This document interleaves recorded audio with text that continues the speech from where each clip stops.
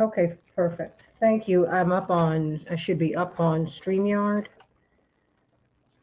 Okay, thank you.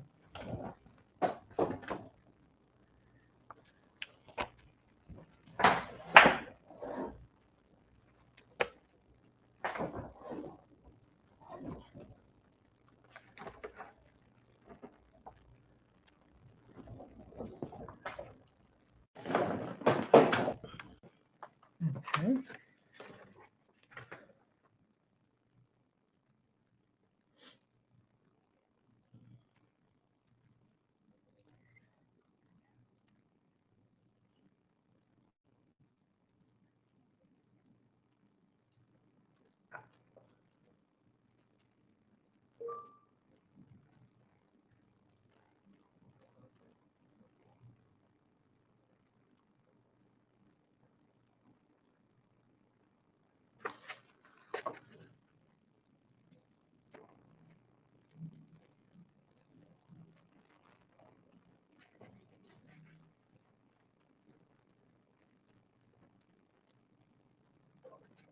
Okay, no. Hello, you there?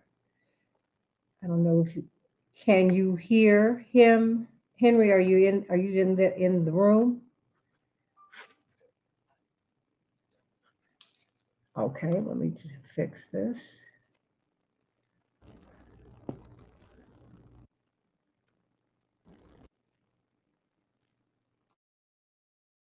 Time horizon and tolerance for risk. Consult your testing 1 2 3 testing 1 2 3 testing 1 2 3 testing 1 2 3 knows how to save testing 1 2 3 time and money right now. testing 1 2 3 testing. Yep. 2 3 You can hear him now? 1 2 3. Yes, I can. Okay, First, perfect. earn 3 times the bonus. Thank All right. you. I think Okay. we have just shy of 3 minutes before Okay. the show. Okay. Add another Store minute, or please. online for more Okay, we'll do. Thank you. beat.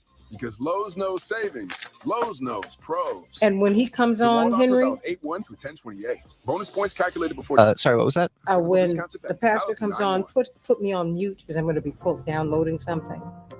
Okay, we'll do. Eleanor's you. diagnosis All right, is let's have a acute great myeloid show. leukemia. This is a St. Jude moment. Immediately when we got here, you get a nurse that walks around with you like for the first 3 days you're here to kind of give you the lay of the land and where to go. They know you're already drowning from the news that you're getting and why you're here. So they don't want you to have to figure stuff out by yourself. I know like you're here and you're not supposed to be happy or you're not supposed to smile, but it's hard not to when there's this giant community of strangers all working towards one goal. It doesn't matter where they come from. It doesn't matter what they believe. They are all fighting to end childhood cancer. And I think that's something that should be celebrated. Finding cures, saving children. Learn more at stjude.org. My dad served in Vietnam, the 82nd Airborne Division. He never talked about it, and my mom knew not to ask. So Dad buried himself in work and self-medicated and would lose his temper sometimes. Loud noises would put him on edge. It got rough. So I finally said to him, Dad, you gotta get help. As a family member or friend, you may be the first to notice when a veteran We have about 2 minutes. Okay, perfect. changes. Thank Things you. like withdrawing, drinking more, or increased anger could be a sign of a larger health concern, but help is available. Dad finally went to VA for one-on-one and group therapy and got some really great tools to help him manage things. And I got my dad back. Listen to hundreds of inspiring stories at maketheconnection.net and learn how you can support the veterans in your life. Treatment works. Recovery is possible. Transitioning from being a Marine to a civilian was very hard. 90 seconds. Purpose. Thank you. I lost the drive that I had. That is a very dark and lonely place to be. It took me surrendering to myself to get the help that I needed. At my very first Wounded Warrior Project event,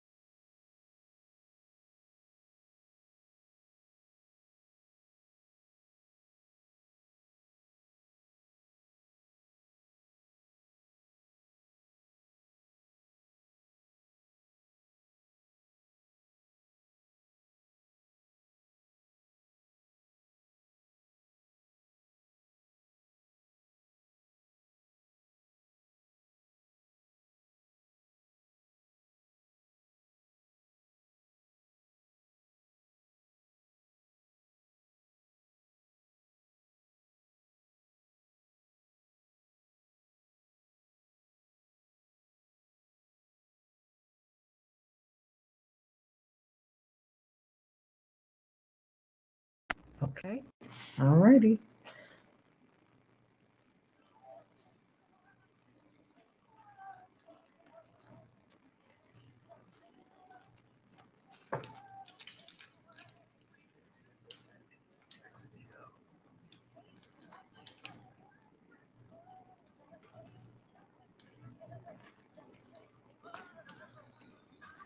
Hey, everybody. Welcome to the Santita Jackson Show. Getting a little feedback here. All right, everybody. August 31st, Thursday.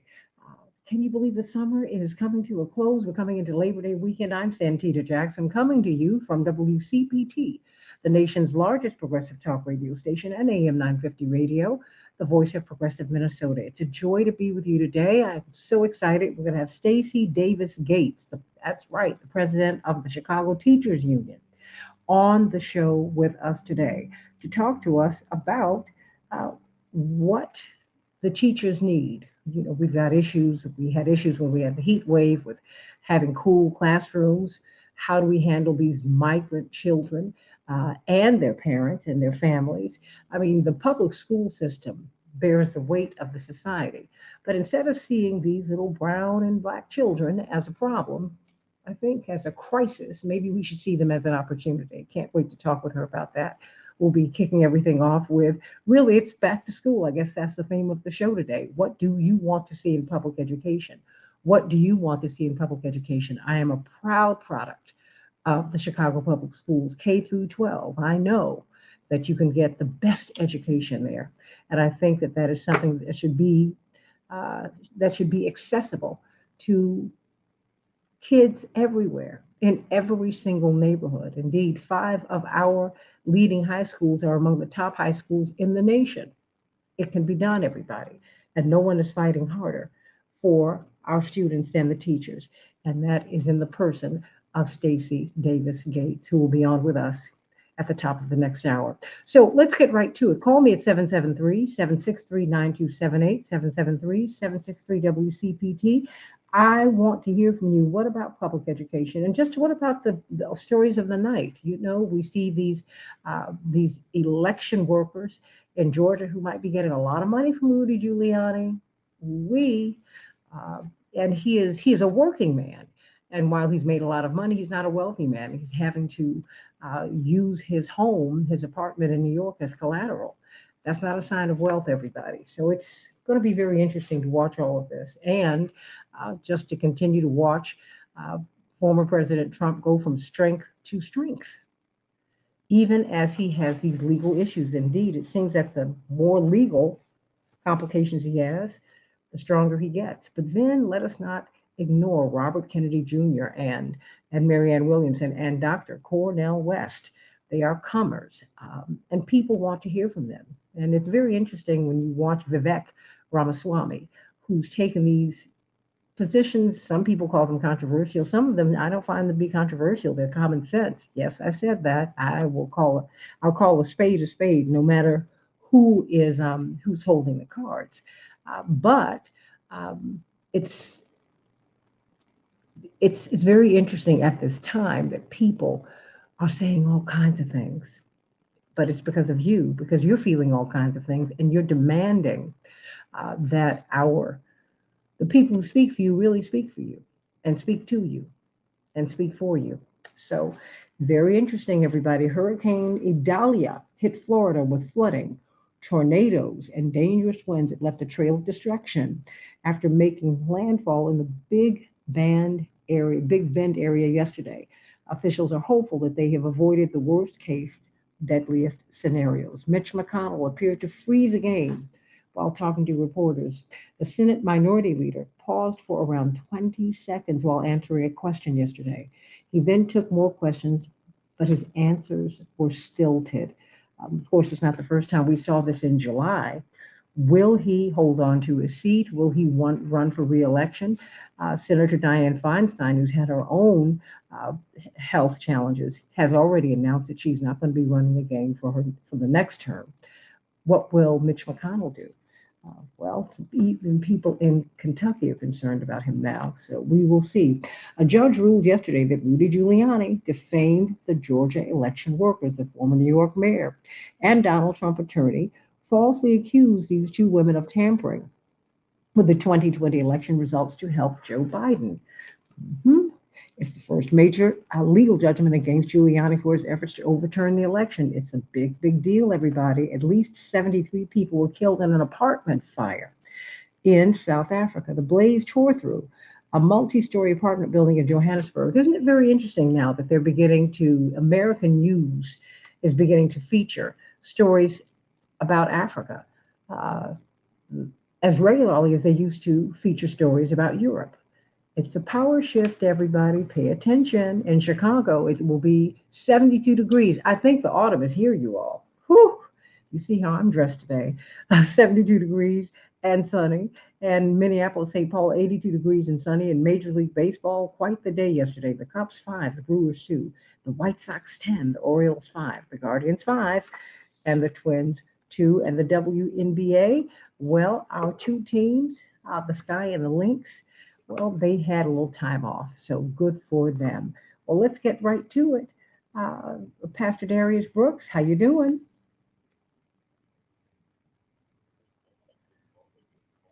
Talk to me. We need some good news today.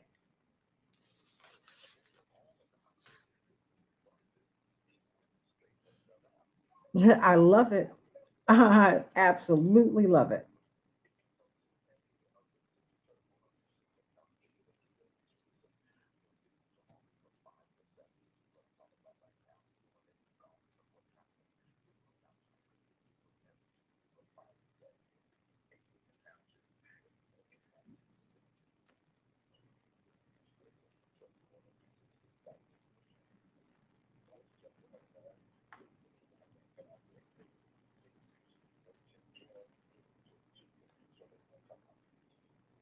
Mm.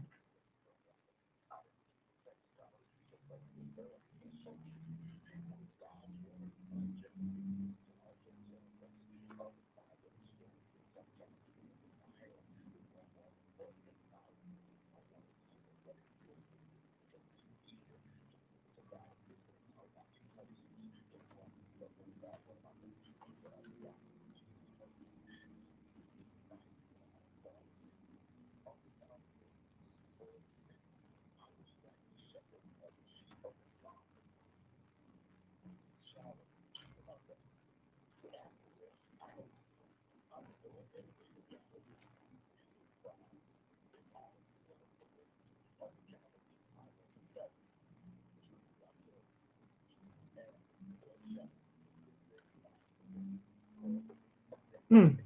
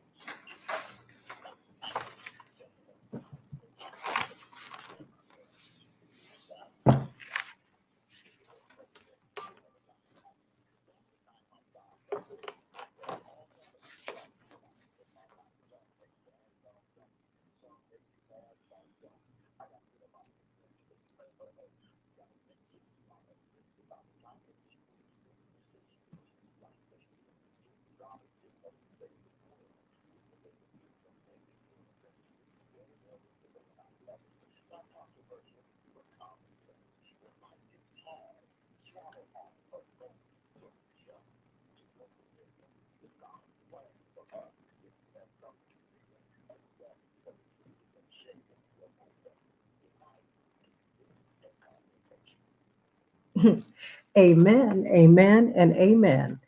Thank you so much. What's the address of the church and how could we get out and when should we come if we need some food?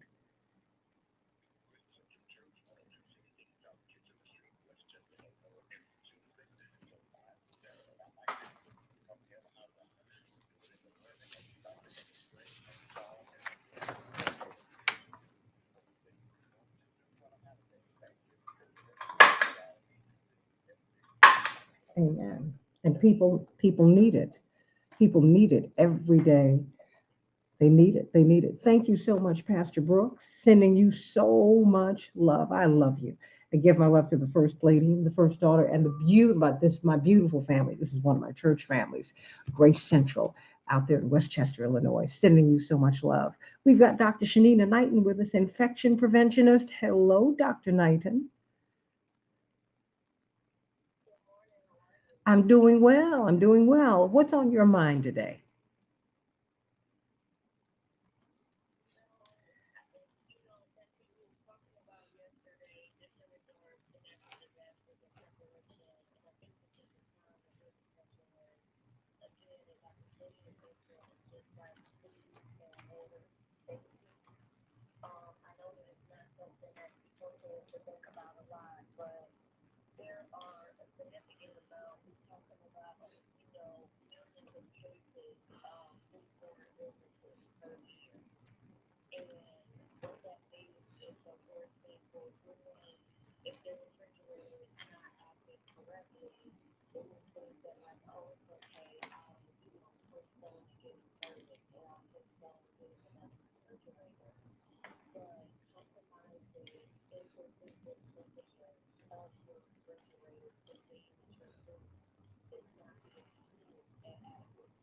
Hmm.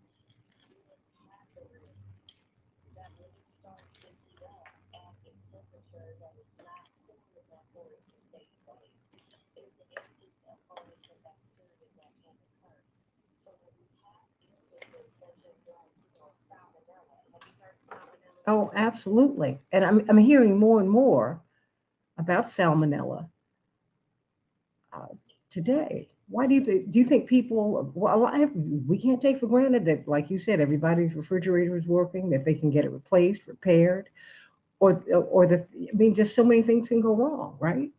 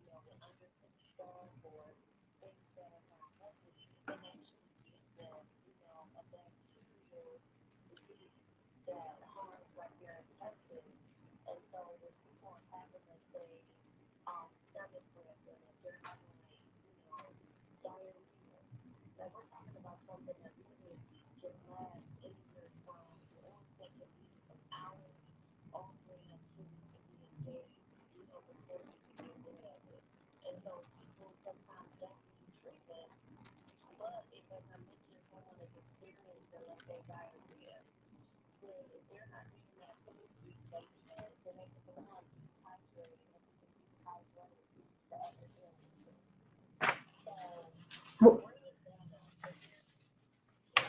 well, yeah, my question is, what does if you get salmonella or if you get one of these foodborne illnesses, what are the symptoms? Because like you just said, you can think you've got the stomach flu. I mean, what are the symptoms?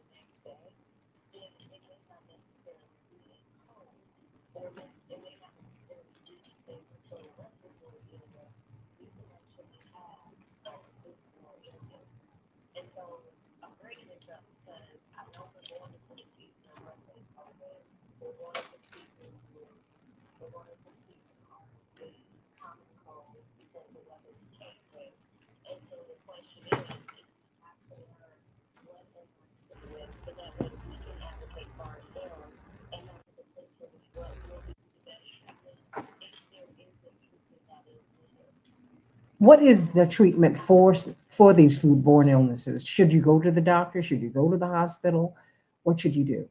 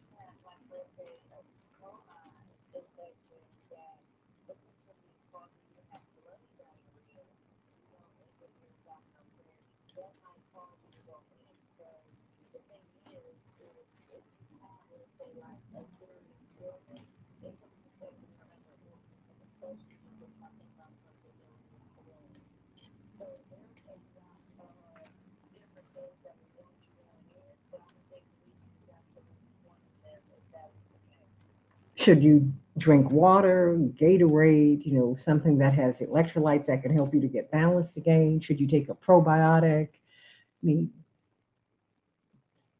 I know you don't want. Hmm.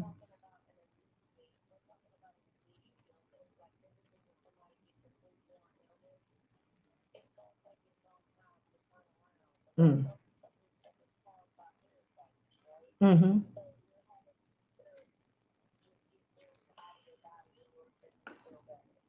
Okay, because my mother's always said, hey, if that's what's happening with your body, let it get out of there. Don't don't stop the music, if you will. let this let your system work, because if you have diarrhea, for example, something's got to go. But my mother felt that if you had a headache, go rest. All this other stuff, getting taking medicine per se was the last thing she wanted you to do. And I appreciate that, because it makes you pay attention to your body much more, as do you. And and I want to talk to you about vitamins, you know, one time too. But this month is what, very quickly it is. What month are we recognizing?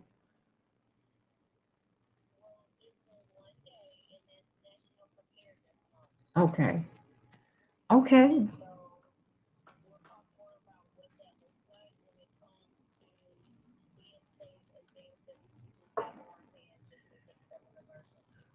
I love it. Dr. Shanina Knighton, everybody. Hey, Dr. Nina, Heydrnina. It's back to school time, everybody. I'm going to talk with you about that too, Dr. Knighton. We're going to have Stacy Davis Gates, the president of the Chicago Teachers Union, with us at the top of the hour. But right now, I want to talk to you. And Dynamo Dave, I'm going to get to you shortly, as soon as we get on the other side. What do our teachers and students and schools and the paraprofessionals, what do they need to make our public schools the best schools in the world? They can be that if we have that intention. Back with the Santita Jackson Show in just a moment.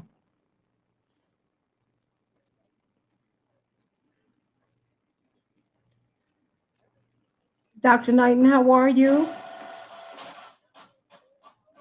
Oh, I'm much better. Thank you, God. Whew. I have had a moment. Oh, hold on. Hello? Hello? Hey, hon. You can't. Oh, okay. Hold on. What is going on? Oh, no, no, no. Thank you, sweetie. Okay. Love you too, sweetie. Want And to we get should, just that should about be remedied anything now. and look like an earth-saving hero? Just use the Okay. environment excuse. High school reunion? Sorry, can't. Planetary obligations. Unfortunate Okay, bridesmaid Henry. dress. Unfortunately, you promised the climate you'd Henry, hello? they could not hear on chauffeuring Facebook. teens. The Can you earth check Really? again, needs them to please? hoof it. Will do. Environment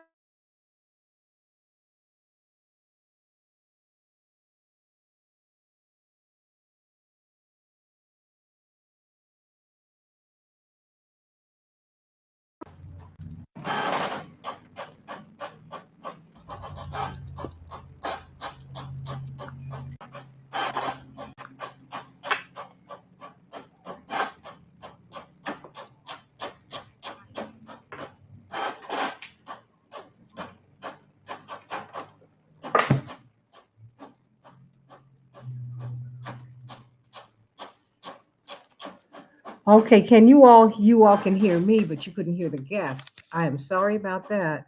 I'm having all kinds of trouble trying to keep my audio. I don't know what that's about, but it is real. So thank you so much for being so patient.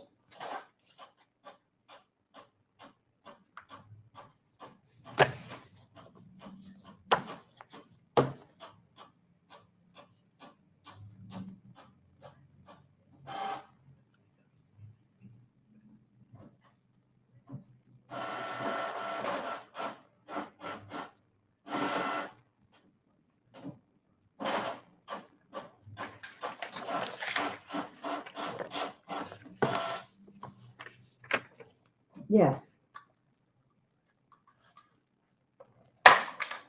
Okay, Dr. Bayer's on. Then great. And because I can go with him. Dr. Bayer, how are you? I want to make sure we can hear you. How are you doing? Great. You know what? I'm almost done with your book. Is it too, I was hoping that it wasn't too late for me to give you some notes. And what I'd like to do is also give you something from reference. Okay? You can't? Oh, hold on one second, Dr. Bayer.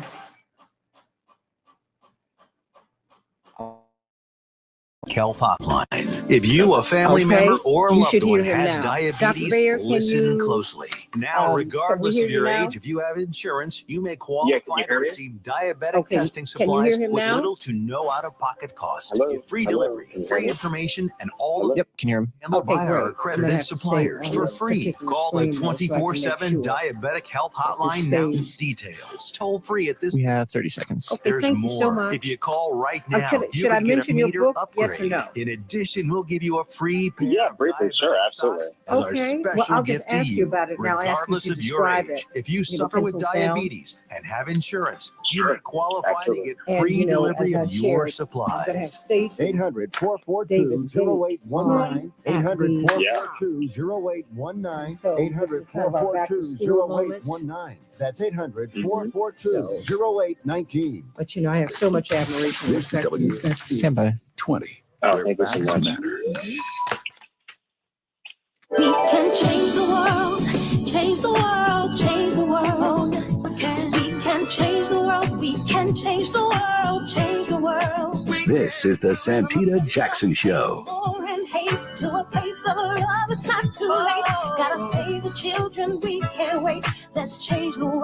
I am breathing. Back to school, back to school. Welcome back to the Santita Jackson Show, WCPT 820, the nation's largest progressive talk radio station, and AM 950 radio, the voice of progressive Minnesota. Let's talk about going back to school, and let's look at public schools in particular, Chicago public schools, and indeed our mayor was one of the organizers for the Chicago Teachers Union.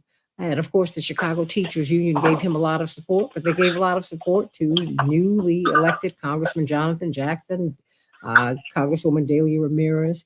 They've been supporting progressive candidates so that we can get progressive legislation that will help our public schools. As you heard earlier this week, the military budget, at least part of the military budget, which is really $1.77 trillion.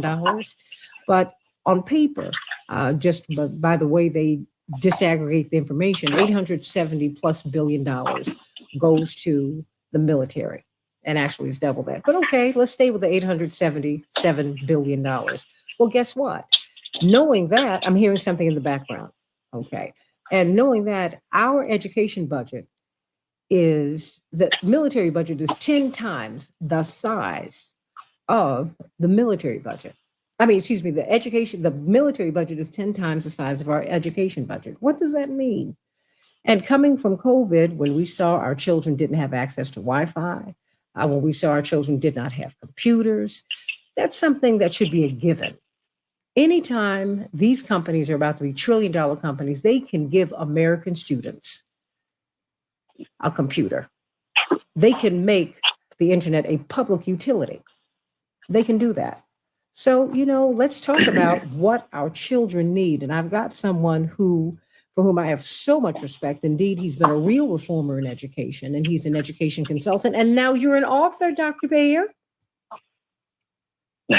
Thank you. Yes, absolutely. Good morning. Talk to me. What is your new book? So Pencils Down, we wrote it because after I left education, I had plenty of educators reach out asking how to lead the profession themselves. And educators can do so many things. And so it was originally a book to help educators learn what other careers they can follow up with after education. But what was interesting is that we thought it would be a very technical manual on just how to do that. But quickly interviewing educators from across the country, we learned that, and it wasn't too much of a surprise to me, but educators are leaving the profession not for money. They're leaving them for so many other reasons: the culture and climate of their district, of their school, of the working conditions are the primary driving forces. And it became more of a call to action to look at why educators are leaving, because we have, I think since 2018 or so, there's about a 30% drop in the number of people applying to become teachers, going through teacher colleges. And so this is a pipeline issue that's going to be affecting education for years, if not decades to come. There's been a significant downturn pre-COVID on there's just a negative connotation of being a teacher. And COVID really put a bigger dent into it because, we said teachers are heroes and all this at the very beginning of COVID. By the end, they were the villains, send them back to work and they're keeping the schools closed and all the rest. And it's been such a stress. And it's not that COVID broke education, but COVID made it visible to everybody just what kind of stress that teachers are under. And so our book helps teachers find that next, adventure or journey in their life, because they deserve it. It's unfortunate because we interviewed teachers and they said, I feel bad, talking about this. I feel like I'm encouraging teachers to leave. But at the same time, they want their former colleagues to have the same freedom and joy to their job and to their life that they have now. And that's what it's about. And, what's interesting is that in doing this book, we found out that so many teachers are burned out. And burnout can happen in any profession, but so many teachers are burned out and they don't have work-life balance. They don't have well-being. And so we started doing research, and former principal, I have friends who are principals and superintendents across the country. And I started asking around, what are you doing for the well-being of teachers? All right, simple question. What are you doing for the well-being of teachers? Because in the corporate world, the well-being of employees is very important. There are annual surveys like Great Places to Work, and a lot of corporations do quarterly surveys, sometimes even monthly surveys. They do a lot of things to track and monitor the well-being of the culture of the workplace, the well-being of their employees, because they realize that if they have a great place to work, people will want to come there. It makes it a lot easier to attract and retain talent. And most importantly, it becomes a lot easier to attract and retain the best talent. So I asked my colleagues across the country, what are you doing for well-being? And inevitably, they rattle out this long list. And I'd have to stop and say, okay, you're doing all that for students, which is good, right? That's what we're there for. But what are you doing for your employees? And you'd have silence, crickets. And I don't care what state or city or district it is, I can't find a single district that has a comprehensive program that is supporting teachers' well-being in the same way that they're doing in the corporate sector. And I know you have the president of the Teachers Union, Davis Gates, next. I would love to, sit with her and explain to her simple methods you can do, a district can do to improve the well-being, which improves the workplace culture, just people wanting to go there. And that's what we need to do. Absolutely. I mean, and you see this 35% drop amidst last year, 300,000 teachers and paraprofessionals. They're not going back into the profession. I mean, how can we survive? I mean, how is that going to work? I mean, and you see, I went to Whitney Young, okay, and I went to Whitney Young when it first opened. I'm not part of the first graduating class, but I'm part of the first class that had been there for 4 years. Class of 81, so proud, loved it, loved it, loved it. And what was interesting, it's looking back, everybody wanted to get into everybody wanted to get into Whitney Young. I knew I needed to have solid and high scores because my father was so controversial. It would have been a news story if I'd been able to get in on favors, right? So, okay. But when I get there, it's only when I look back, I didn't realize Joe Hannon, who was the superintendent of schools at that time, he pulled his daughter out of her high school and put her there. The head of the Chicago Teachers Union's son was there. Senator Roland Burris's kids were there. I never realized, and then a lot of kids whose parents were, who were city workers, they were there. People who were highly ranked in the police force and all of that. It's only looking back that I see that now, right? In addition to, and it was also very diverse, but they had pulled the top teachers from the schools all over the city. They intended for Whitney Young to be one of the top schools in the country. And it has performed that way since it opened in the mid 70s, because that was the intention. It was a state-of-the-art school. And so now you have Northside Prep. Now you have, and my point is, when we decide to make education a priority, we do that. I think we're forgetting teachers, because you should have access to your own gymnasium. Like you have the teacher's lunchroom. You need to have some places where you can relax or you can exercise. No, absolutely. Right? Because when you get into the corporate culture, all of that is part of it, because they want to make sure you're happy because they want you to produce. What's interesting is that, there is a teacher shortage in a lot of districts. In a lot of districts, there's not a teacher shortage. A lot of schools, like here in Chicago, it's a big, diverse district. You have actually the top school in the nation, many of the top schools. Those schools don't see shortages. Many districts on the north side of Chicago and affluent areas where they can afford to pay more, they don't have teacher shortages. And so a lot of people are not seeing this teacher shortage, and they think, what's the problem, right? And so the schools that will be hurt the most by the teacher shortage are the schools that have historically already been struggling due to the segregation, due to the redlining and all of the other social issues that cause harm to our schools. But I would argue that even those schools that have no teacher shortages, that have a stack of resumes, they're also suffering, and they're suffering silently, because if you think of a pool of workers and that pool shrinks, inevitably the overall quality will shrink, that the diversity of that pool will shrink. And so even if you don't have teacher shortages at your school or in your district, your school is suffering. You're not getting as many teacher applicants. You're not getting the best teacher applicants. You're not getting a diversity of teacher applicants. And so everyone's going to suffer from this. But, because our education system is so fractured down to the local level, we don't have a national plan. We don't even have a state level plan. Most states don't even have a state level plan.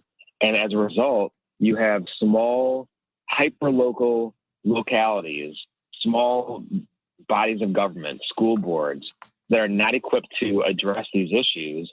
We get too caught up in these culture wars and other issues that are just silliness. But at the same time, very real and very toxic and very harmful. And they can't address these issues. And what we need the leadership, state board of eds, state superintendents, the federal level, and including, people with significant voices like union presidents like Stacey Davis Gates, to push for well-being for teachers, to push for the same programs and demand schools monitor and track and intentionally improve the well-being of teachers. Here in Illinois, we have a survey called the 5 Essentials, and it comes out of the University of Chicago. And really good stuff originally. I loved it. Used to use it to plan our annual school improvement plan. But the problem is it only happens once a year. So it's a survey once a year. And most of the questions are not about the teacher experience. Very few questions are about the teacher experience. And because it's once a year, and often you get the survey results months after they take it, you can't do anything with it. It's inactionable. And so nothing is being done when there are very simple tactics and strategies that schools and districts can adopt that can improve the well-being, that can make it, being a teacher, a much more attractive profession. I'm wondering, first of all, what is the process? Do you get assigned to a particular school? I mean, how do you become a teacher in the Chicago public school system? Do you apply? Do you have an option of where you want to teach? I mean, how does that work? You do have an option, and it's gone back and forth. I think 20 years ago, you were assigned by the central office or the district. But nowadays, you apply to each individual school. So it's up to, for the most part, the principal. And if the principal is smart, they have a panel of teachers who give input. Ideally, a few parents as well who help in the interview process. But it's down to the individual school. And that's true for most, no, I don't want to say for most districts. Some smaller districts will have, the central office assign the teacher to the school. But it comes down to you apply to each individual school.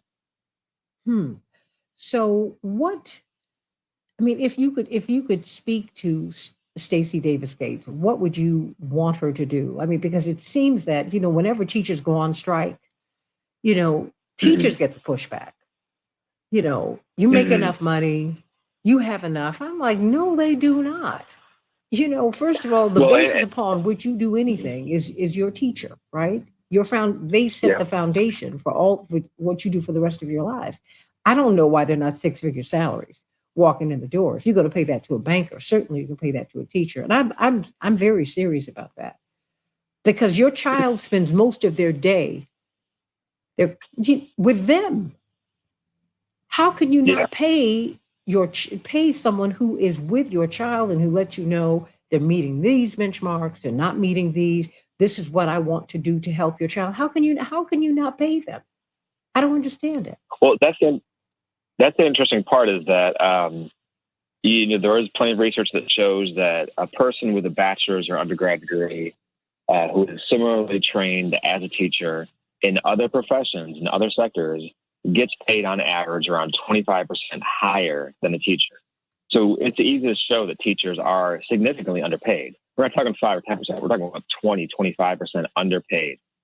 However, what's even more interesting, I'm sure Stacey Davis Gates will not like me saying this, but most teachers do not leave the profession because of pay. Most teachers leave the profession because of the working conditions. And that speaks volumes to teachers, right? The fact that they're willing to give it their all, even when they know they could get paid more elsewhere. And they're givers. They care for people. They help society. They help your community. They help your school. They help their child. They spend their whole career caring for other people's children. And what drives them out is not the pay. It's the working conditions. And that's why you see a lot of these strikes that they're fighting for, what is it called? The social good issues, right? Yes. Make sure that their students have, housing, transportation. It's not completely altruistic. because those things do affect the teacher on a day to day. When you go and you're a teacher in a school and you have to go online to Donors Choose and beg for supplies, when you have to spend your own money. I've had a teacher who went and bought a couple mattresses for her children, for her students, okay, because she had a homeless family and this child was coming to her class, not sleeping well. She found out this child was sleeping on the floor. This teacher went out and bought mattresses for the student. I had to buy eyeglasses. One time I had a student who, she clearly needed an IEP. She had special needs. And because of the rules and, these are laws, they couldn't test the child to see if they needed an IEP because the child clearly needed glasses. Well, this family did not have insurance. So we drove the family to an eyeglass, an eye care center, and spent a couple $100 buying glasses, drove her back to the school just so she could get tested, so she could get an IEP. These are things that teachers and principals routinely do across the country, but especially in the most struggling districts. And, they're not necessarily asking for more money. They're asking for basic necessities so that they don't have to look at their students who are just struggling to survive every single day. That affects how you work. That affects your mental stability. This is why teachers are getting burned out. Burned out and burned up. So what can we do to help shift the thinking of the culture?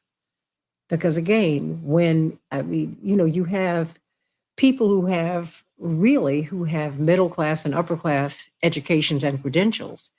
But that shows you the contempt that we have for working people, doctor. Really. They're treated so poorly. We saw that with the frontline workers, the people who clean the hospitals, who clean your workplace. We don't really respect them, even though you would not dare work in a filthy workplace. So you need these people. These people are necessary. They're underpaid and they're not cared for.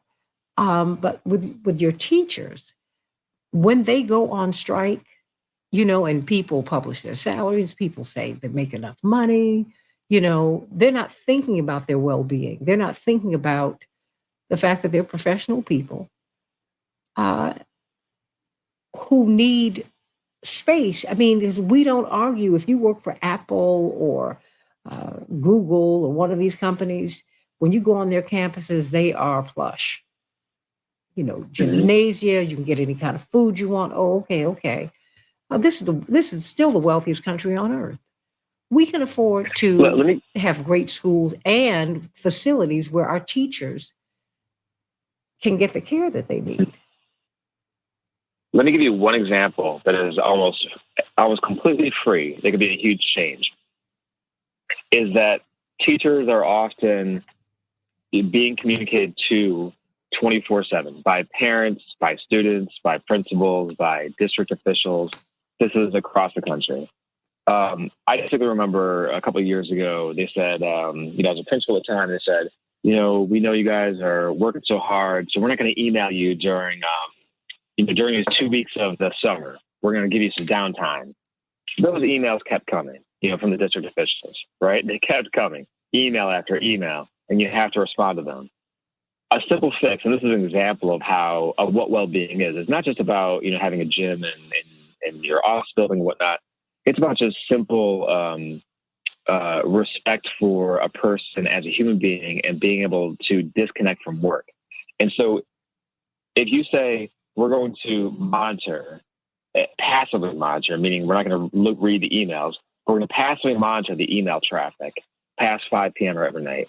And we want to see a decrease in how much email is sent after 5 p.m. Right? And we could monitor it by school and say, our goal is to get down to, less than 100 emails per school sent after 5 p.m. Whatever number you want to come up with. And you can passively monitor the email traffic and have a feedback loop. Inform the principal, inform the teachers, inform the parents of the school and say, it's our policy that after 5 p.m. During the week, and especially on the weekends, we don't want our teachers to email. We want them to close their laptops, to go deal with their own family, to enjoy their own life.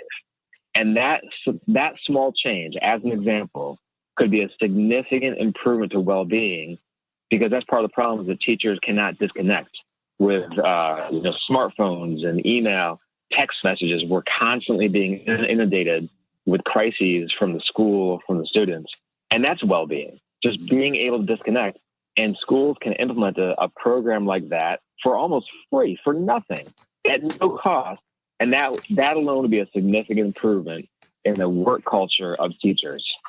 And there's a dozen other examples I come up with. No, but these are things that you don't think about, because we treat teachers. It's in the culture. I don't know what has happened.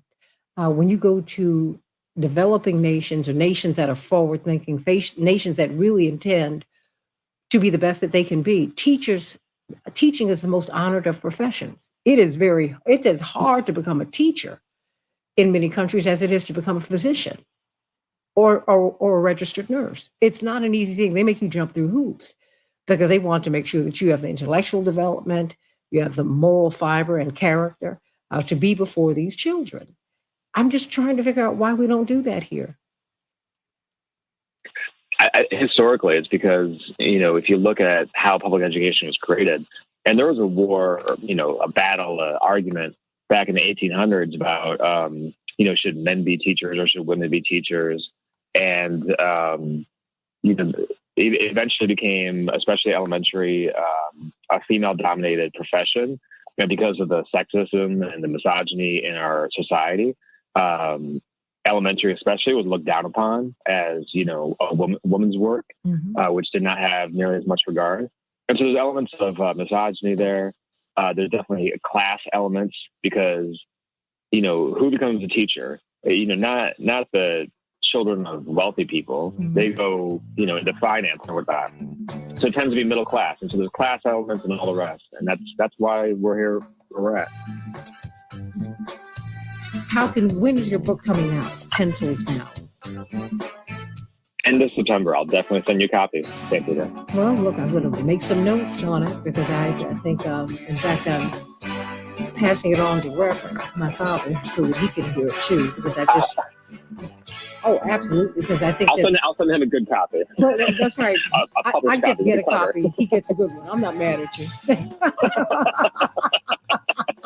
Thank you so much. I really appreciate you always. Oh, bless your heart. But we have to continue to talk about this. Absolutely. You see how I get treated, everybody?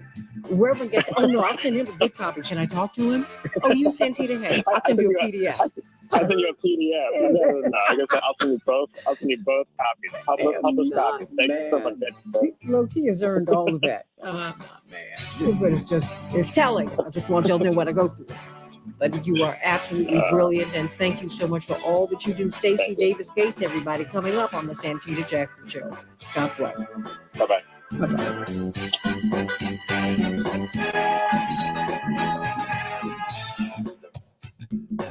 The Takedown see what I with go Cliff through. Schecter.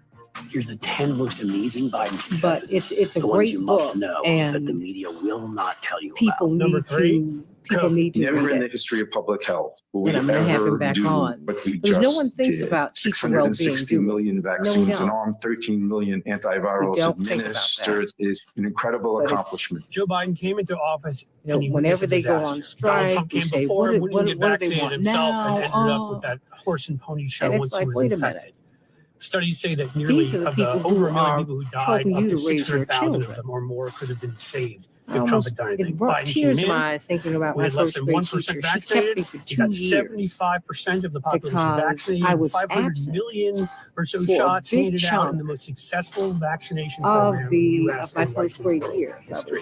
That's what got Little us back sick. to work. Hear more from Cliff And my at great-grandmother didn't want me to go to school. heartlandsingle.com and subscribe to his YouTube page. I just learned struggling Discover with credit my cards do health. something I awesome. wasn't At the end struggling of your as first year, much, but they she automatically was just double very, all the cash very, you've earned. That's right. Everything you've earned doubled.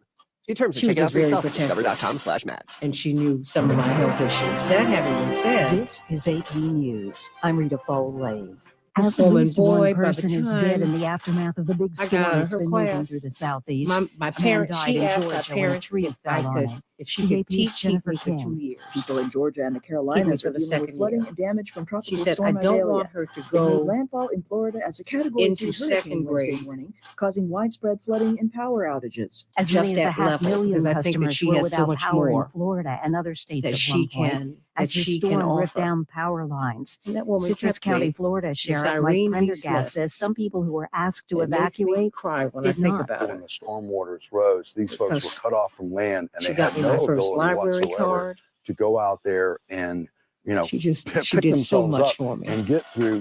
Hi, Miss Jackson. Water. In Yes. some places, We have Stacy Gates on the line. storm Okay, surge we have was Miss observed out there. Mrs. The Davis storm is Gates. heading How toward the are you? Atlantic Ocean and is expected to roll off. I am so well. How are you? I Beautiful. am, Senate's top no, you're Republican the had some beautiful, trouble answering a fabulous one. question I'm trying to catch yesterday. up. Senate Minority Leader Mitch Could, McConnell. Henry, Yeah, could you bring that down right. just a Up little, again. please? Weeks I'm after trying to, yeah, I'm just trying to bring that down a little bit. We're on Facebook, just so that you know. But this is the fabulous Stacey Davis Gates. Now, everyone thinks she's a model, but she is the president of the Chicago Teachers Union. Girl, you brought glam to it, and I'm not mad at you.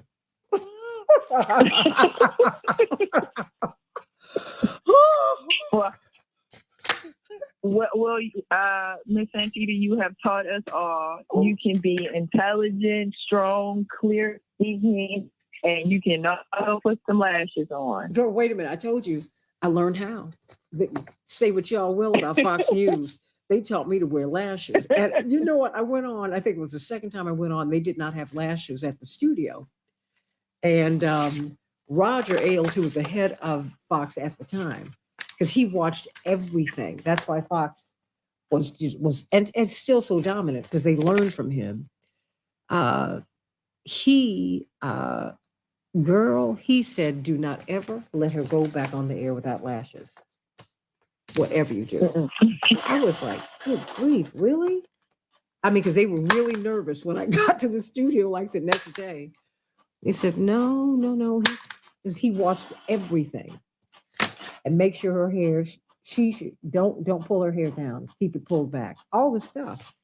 So, but I appreciate the fact that you give us all that you give us. I know it's not just the image, but I think it's important because you are also helping to steer people into the teaching profession, and I think that's important. I think that's very important because, we're a very image conscious society. And I think you can be all these things and you can be the fabulous teacher too.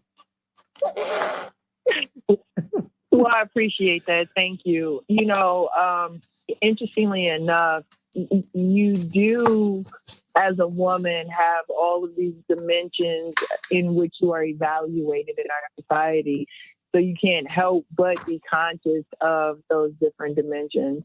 But you also can't lose sight of, the work that we have to do to maintain our ability to go on air without lashes, if that's what we want to do. And I think that's very important in this moment, especially as everything about our humanity is being legislated by men.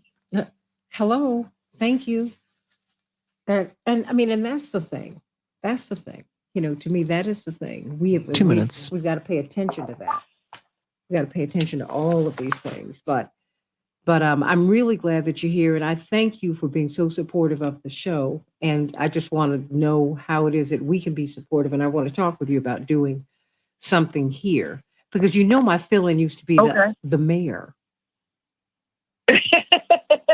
You do know something? That. Yes. That is the most amazing thing to say and to see demonstrated God. That is wonderful. Oh no, I said I don't know where you're going, but when I'm not on the air, I want you to be on my show. He was like, really? I was like, yeah, I knew you got a lot to do. I'm just step in here and just do this. So he was filling in. Whenever I wasn't on the air, he was my fill-in. Plus, I had him doing Keep Hope Alive too. Mayor of the city of Chicago. What a come up. Mayor of the third largest city. It's great. That is such an amazing story. It is hilarious. It is hilarious. I said, wow. I said, I wish I could have that kind of come up. I said, you gonna help me out? Wait a minute. Say, lift and be glad. Do you understand what I'm trying to say? I said, wait a minute. I said, I'm doing the wrong thing here. But I'm glad that you're here, and I hope that you'll do that sometime here, because radio. Well, like I can never tell a Jackson no. Thank you. Oh, good. There you go. I love that. And my brother sends his love, although you'll probably speak with him before I do today. But he said, she's gonna be on your show. Look, you all have been amazing people. I will always say that Reverend Stand by. was the first person to affirm my ability to do this work outside of the people who were in the union, and to have an iconic international leader affirm you as a person's potential and capability was great. You're deserving, and we need you. How about that? This is the Santita Jackson Show. To a place of love, it's not too late. Gotta save the children, we can't wait. Let's change the world. Hey everybody, welcome to the Santita Jackson Show. It's Thursday, August 31st, 2023. I'm Santita Jackson on the nation's largest progressive talk radio station, WCPT, AM 950 Radio, Minneapolis, St. Paul. Meet my morning stars on the Santita Jackson Show YouTube channel. I'm so excited that we have Stacey Davis Gates, the head of Chicago Teachers Union, with us today. I'm going to take care of some of these headlines so we can get right to her in Chicago. We're going to have a high of 75 degrees. It will be sunny. Minneapolis, St. Paul, 85 to 82 degrees. Chicago, 72 degrees. It will be sunny. Minneapolis, St. Paul, 82 degrees, and it will be sunny. Let us get right to it, everybody, as we look at what's happening with Hurricane Idalia. It hit Florida with flooding, tornadoes. It was not as bad as it could have been, but more than 100,000 people are without power right now. Mitch McConnell appeared to freeze once again while talking to reporters. Of course, we saw that happen in July. Many are wondering if he'll be able to continue in leadership. A judge ruled yesterday that Rudy Giuliani defamed Georgia election workers. How much money will he have to pay them? Well, it turns out their lawyers are suing for tens of millions of dollars. They said, you made our lives just unbearable and ruined our reputations. And those are just some of the headlines on the Santita Jackson Show. Stacey Davis Gates, brilliant leader indeed. What is known to be what has been called the most progressive teachers union, and probably the most powerful in the nation, is the Chicago Teachers Union. So it is not an insignificant feat for this woman to be the president of it. And many people have given her the credit, and I think it's not an overstatement, for giving us our new mayor, for giving him the platform, for giving him the space to organize, and for working really hand in hand with someone who is seeking to make Chicago accessible and the best city that it can be for everyone. And so we are forever in the debt of Stacey Davis Gates, the president of the Chicago Teachers Union. I have a particular love for the Chicago Teachers Union because I'm a product of the Chicago Public Schools. So there we go. Stacey Davis Gates, how you doing? I'm well this morning, Santita. Thank you for having me. Oh, Stacey Davis Gates, I have so much to ask you, and I know we just have a little bit of time, so let me get right to it. What do you want to see in this upcoming school year? I know you just came off of a strike, in the not too distant past. What is it that teachers need so that they can help the students? Because many of us, we look at the students and we look at their needs and they have them. But the teachers, I don't think, are getting the support that they need. Well, I'm gonna put it into a couple of different buckets. I think that we have to create structures in our new world, this new era, that respond to the needs of our students and our educators. I think that there's another bucket where we have to respond to the climate crisis and create facilities and operating procedures that deal specifically with manifestations like heat emergencies. Mm-hmm. I think we also need to have a bucket where we put funds in our school communities Look, I'm a mother of 3 also. And if my children are not engaged in having an enjoyable time, it makes my time as their mother less enjoyable. So, look, we're living in a new world. COVID, I think, exposed the lack of a social safety net. And with migrant families coming into this city, Chicago, and other major cities like LA and New York and Houston on a very regular basis, the one thing that's going to be necessary is that we create spaces that respond to the need. The heat emergency last week was a big deal because while many of our classrooms did have the air conditioners, there were some of the classrooms that had them and the air conditioners didn't work, or the hallways were still very warm. The priority is to keep our children inside of our school community safely. And doing so in a heat emergency took a lot of effort. Our district doesn't have the infrastructure built yet to respond to the world that we are dealing with. And so one of the things is acknowledging that. Another one of the things is having visionary leadership and good coalition work to make those things happen. I'm glad that our mayor is Brandon Johnson, a middle school teacher union organizer, because Mayor Johnson told the Chicago Public Schools and the Chicago Teachers Union that he wanted us at a collaborative table, figuring out how to do it well, running some experiments so we can come up with standard operating procedures that will respond to our needs, both in the immediate but also in long-term planning. What about the migrant children and the immigrant children, right? We see these brown kids, and some of them are Black kids because, they come from the Caribbean and Africa as well. We see they're coming into the system as a crisis, but I think they should be an opportunity. It's an opportunity to have more teachers, to have more paraprofessionals. I mean, to really expand the system. Is there? Well, I think you're hitting the nail right on the head, Santita. Our migrants are both Black and brown. I'm a high school history teacher. I taught world studies. One of the things that my students learn is that the United States of America did not get all of the Africans from the Atlantic slave trade.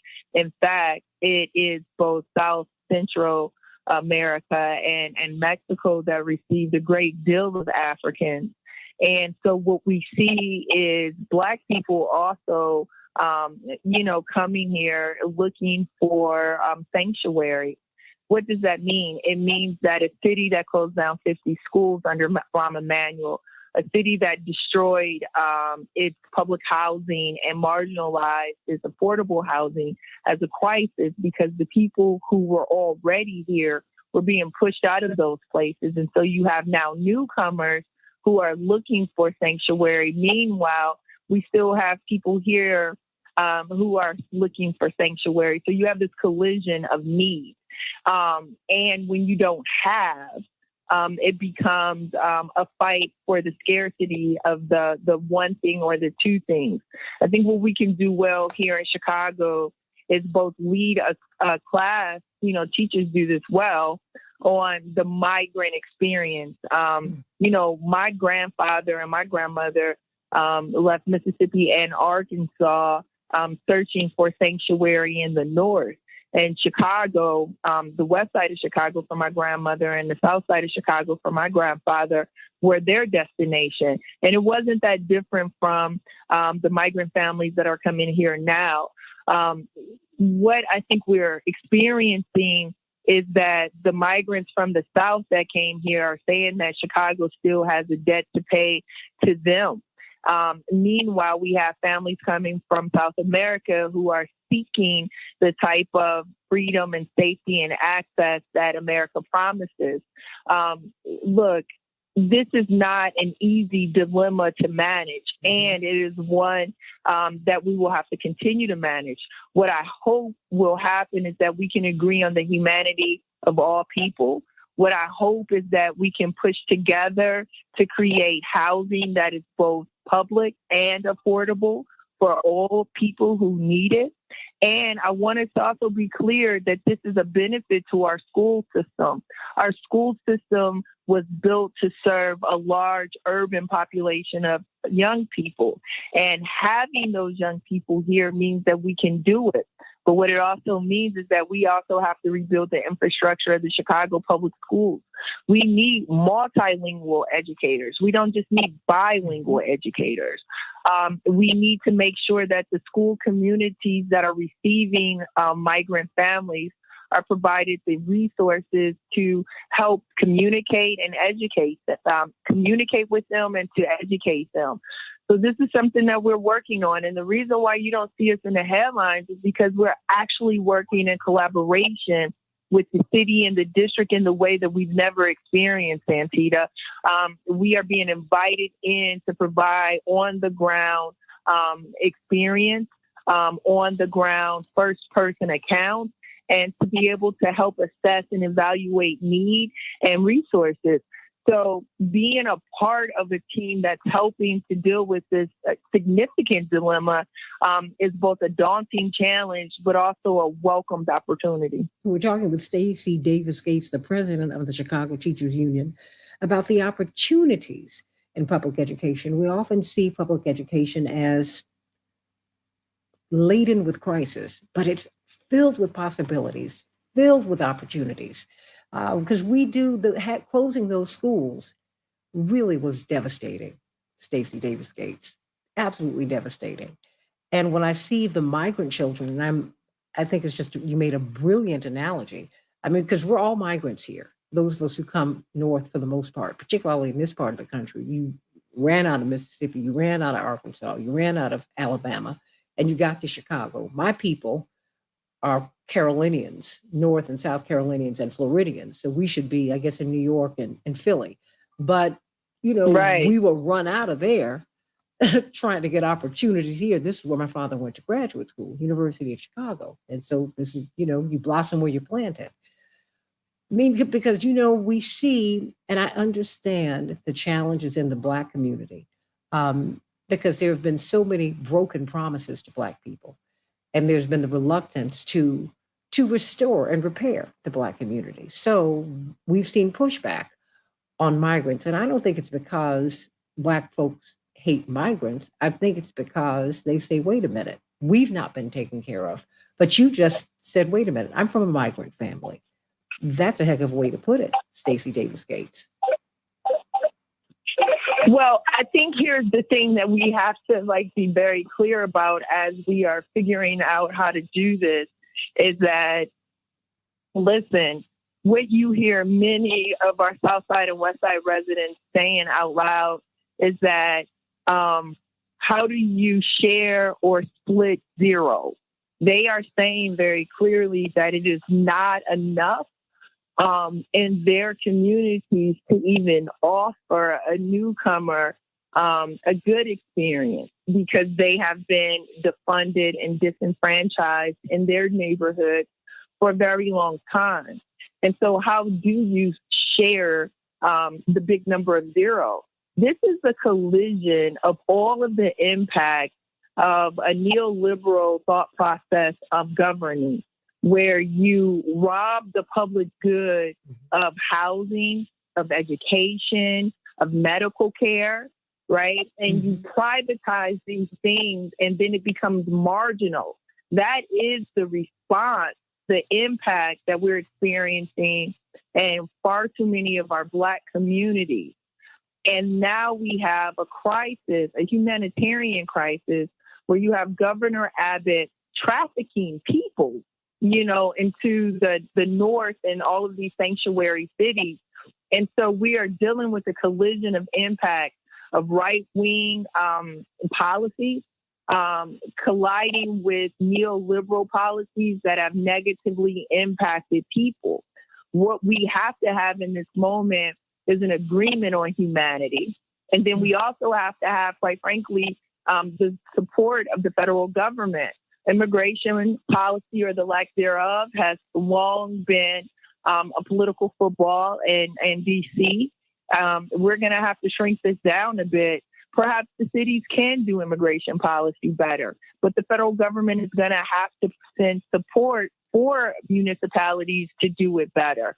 They're going to have to send some resources.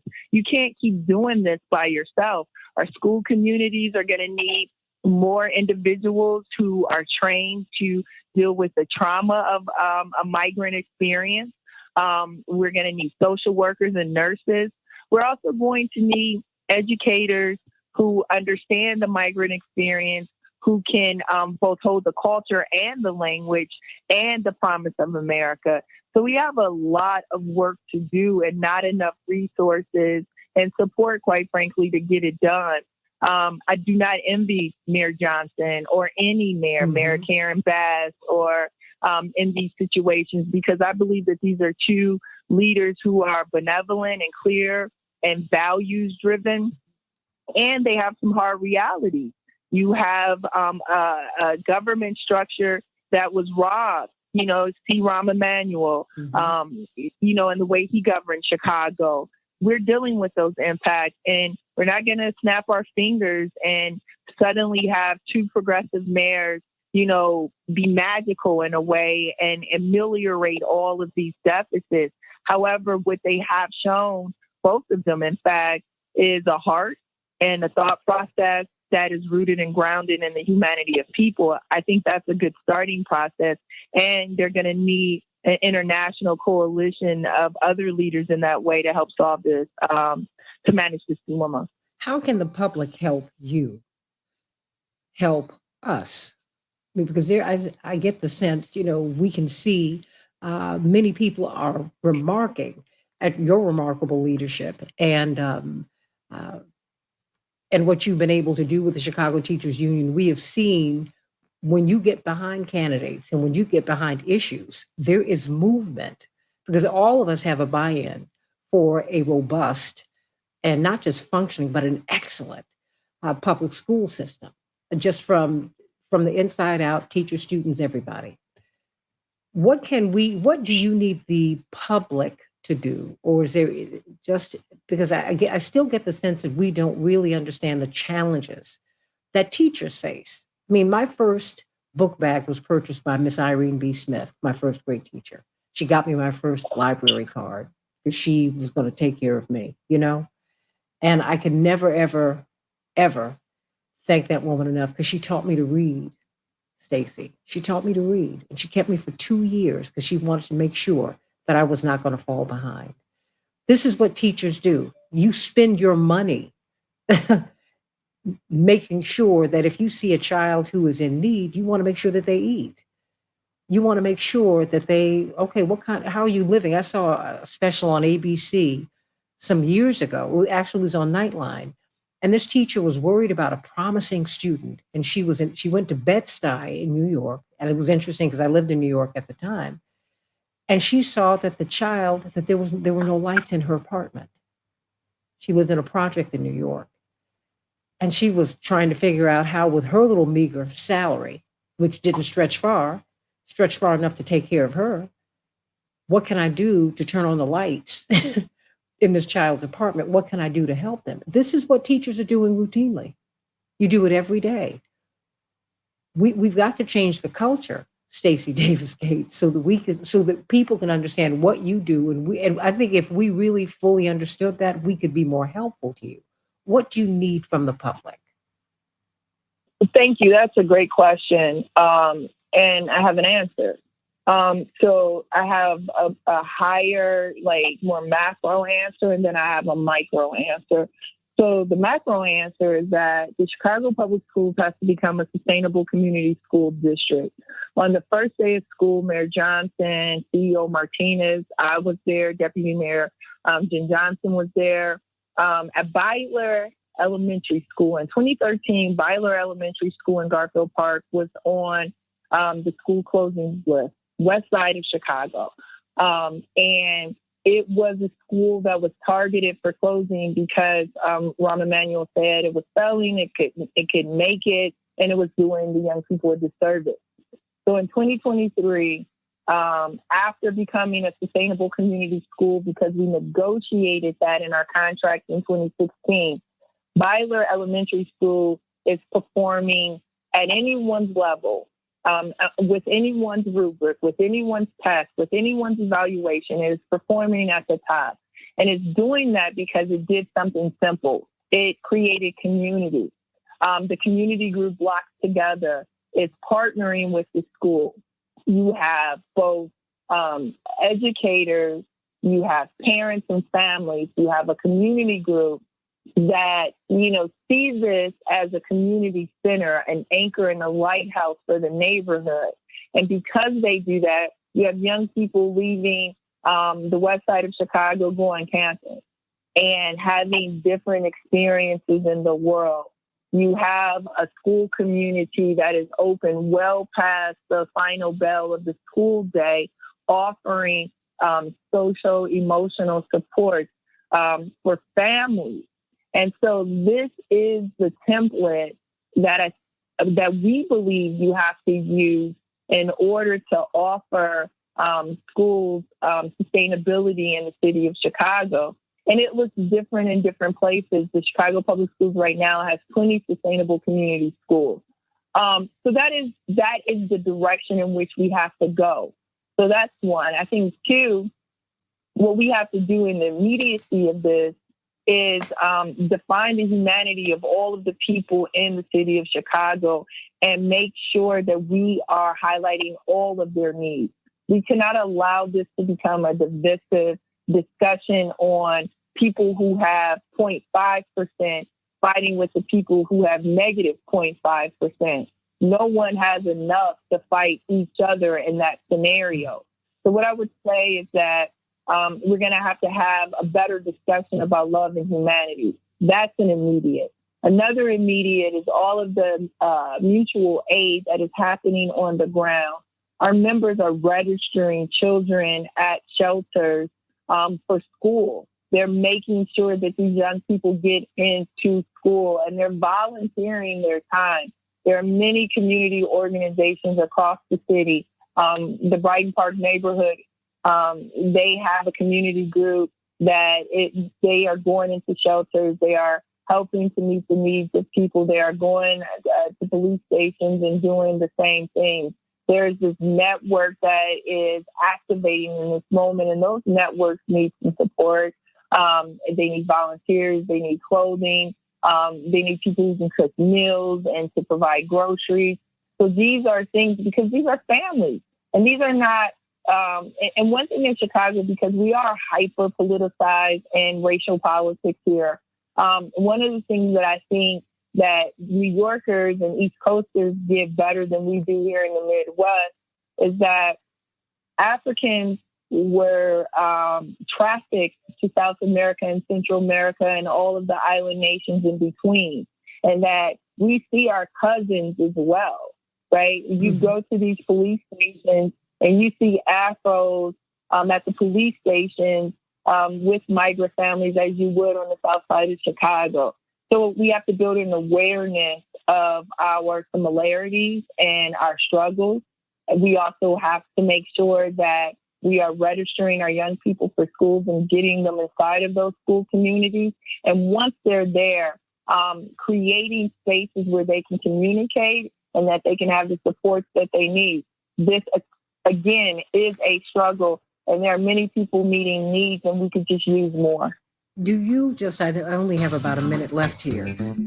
If you're not a parent, can you still be helpful in this fight to make the Chicago public school system and public schools just overall the best that they can be? The only way we become the best we can be is that we are forming coalition with every resident of the city and every neighborhood in the city. So absolutely join your local school council. Make sure that you are just smiling at a kid and telling them to have a good day sometimes. Making sure that we're being good citizens, it goes a long way. Stacey Davis Gates, everybody, the president of the Chicago Teachers Union. I cannot wait to have you back, because we want to continue to talk about these issues regarding public education and what we can do to make our teachers, to have them as respected as they can be. They're fighting for us every day. They're fighting for us every day. And you're at the top of that pyramid. And we thank God for all the work that you're doing. Stacey Davis Gates. Thank you, Santita, and I look forward to continuing this conversation. You have a great day. Blessings to you. Can't wait to have you back on the Santita Jackson Show. Let's talk about this economy, everybody. The jobs are cooling. The job growth is cooling. What does that mean? Back with more of the Santita Jackson Show in just a minute.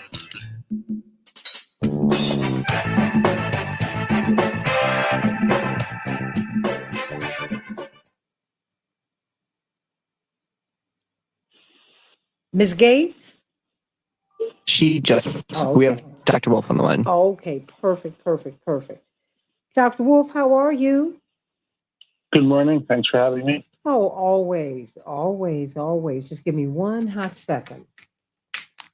Sure. Just give me one hot second. Oh.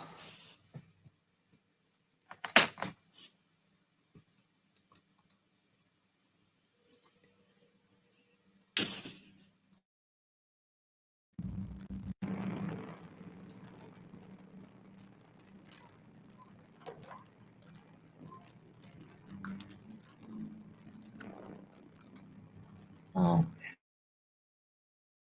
Okay. Thank you for being on today.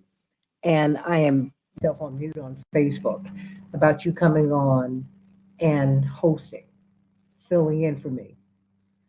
And I'll pair you with someone so they can get you into the breaks, out of the breaks, blah, blah, blah. So the lift won't be as heavy, but it puts you before people every day. And you don't just have to talk about education, or you can connect education to other issues, whatever you want to do. It'll be yours for that day. Okay?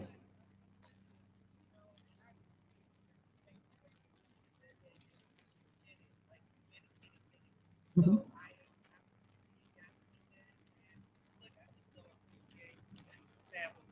Girl, you know we love you, and I because I don't want this to be your last stop. So well,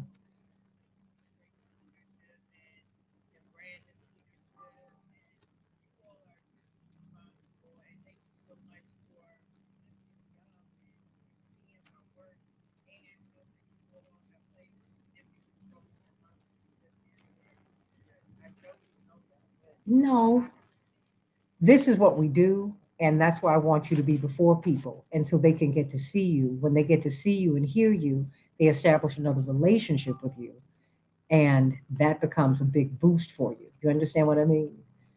So it humanizes you for everyone. So I'm gonna put you on at the top of my list as a fill-in, and I'll pair you with someone so that they get you in and out, and but that way you set the agenda and you do your thing.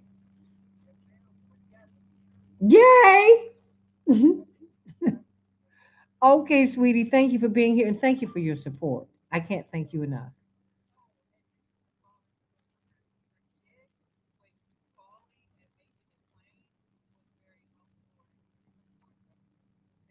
No, there's no of course. I'm grateful.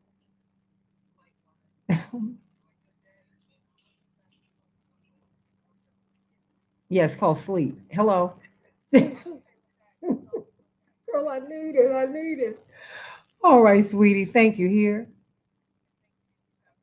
Okay. Bye bye. Hey. Hello. Uh, Max Wolf.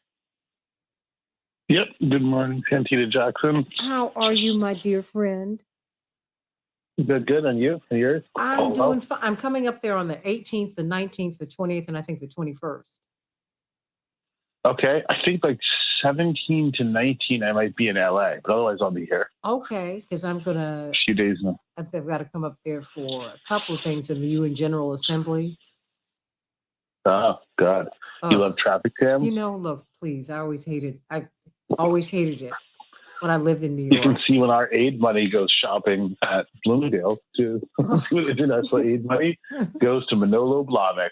This is for my people. They want me to have Standby. You can say what you want. You just got to put pads and no We can shoes. change the Hold on world, for a second. change the world, It's my change the favorite world. We can change the world. We can change the world, change the world.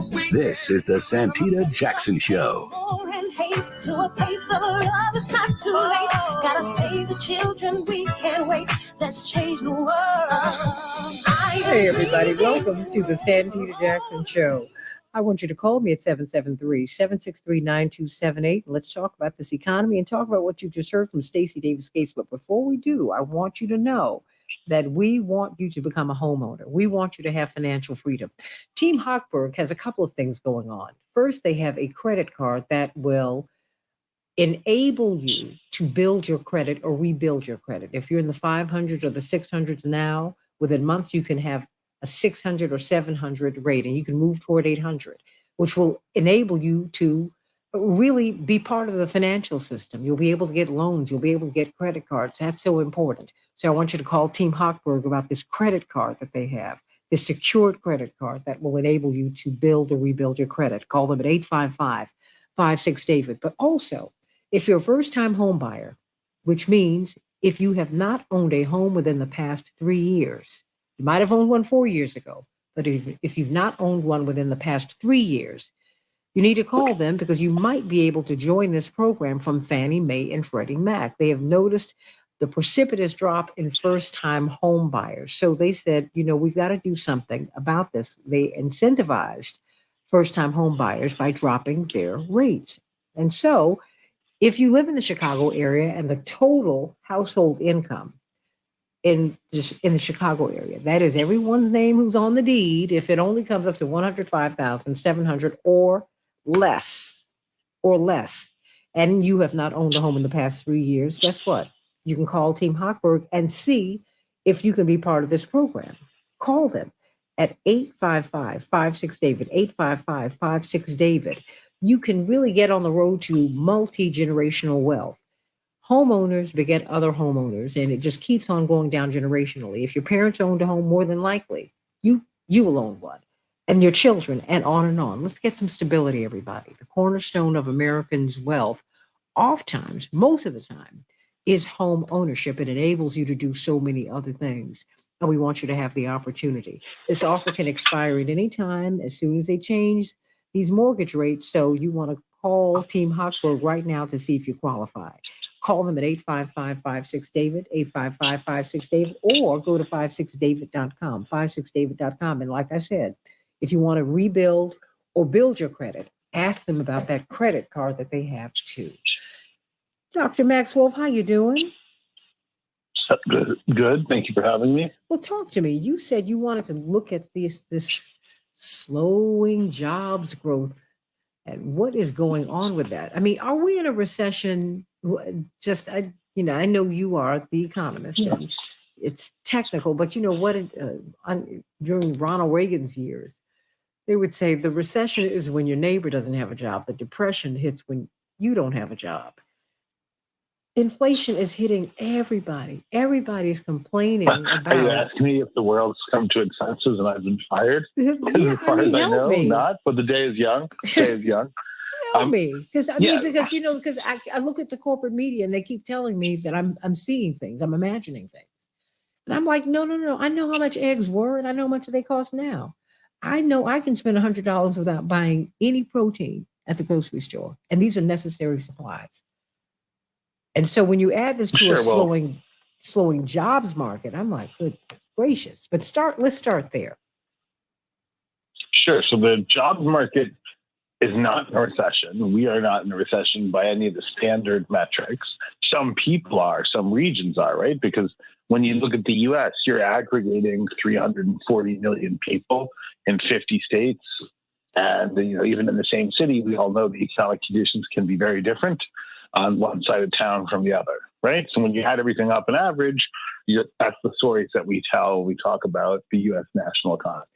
Because it's such a big nation, and because it lives so differently, and because wealth inequality is so fierce here, the story is the average story, and it could not be true at any given moment for 100 million people, right? So you got to kind of keep that in mind. In terms of how we measure the job market, the measurement that most economists take most seriously isn't the one that gets all the public discussion. So the one that gets all the public discussion, which is also very important, which economists do look at as well, is the unemployment numbers that come out in the first Friday morning of each new month, referring to the month before, right? So the Friday numbers in any month refer to the month that just recently ended, right?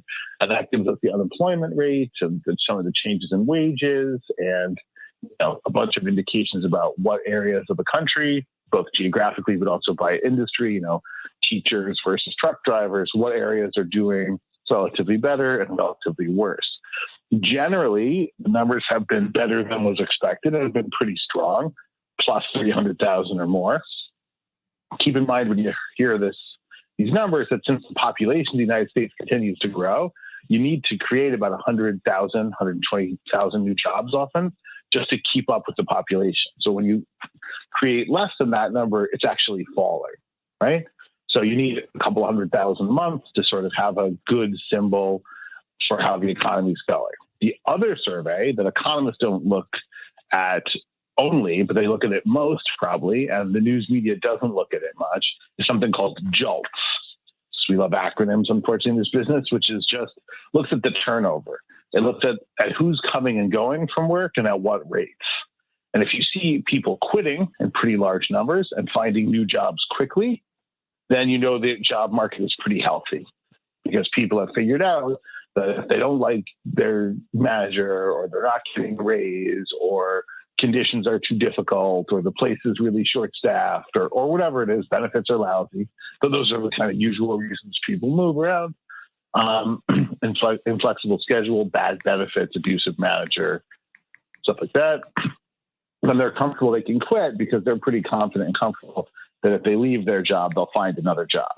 And that's important. So we kind of pay a lot of attention to this JOLTS survey, occupational turnover, and that's really softened. So that's people aren't quitting as much and they're having a harder time finding another job. So that tells us that things are cooling off, right? It's not a recession yet, but things are getting less good. And that will be less good whether you were doing great before or were not doing great before. The job market's just getting a little bit tougher for employees, a little bit better for employers. Remember, that was the idea behind raising the interest rates, right? To weaken the job market. So that was something that we've been working on now for a year. So it's not altogether shocking that it would be occurring, but it is occurring. And then we also get this ADP number, and that's the private sector jobs report that comes out from one of the largest payment processor, ADP, and it comes out on the Wednesday at the end of the month, right before that Friday government jobs number, the labor statistics number. And that one looks only at the private sector. So it doesn't count everybody who works for the states and the city and the federal government. So it's a little bit less inclusive, doesn't count everything.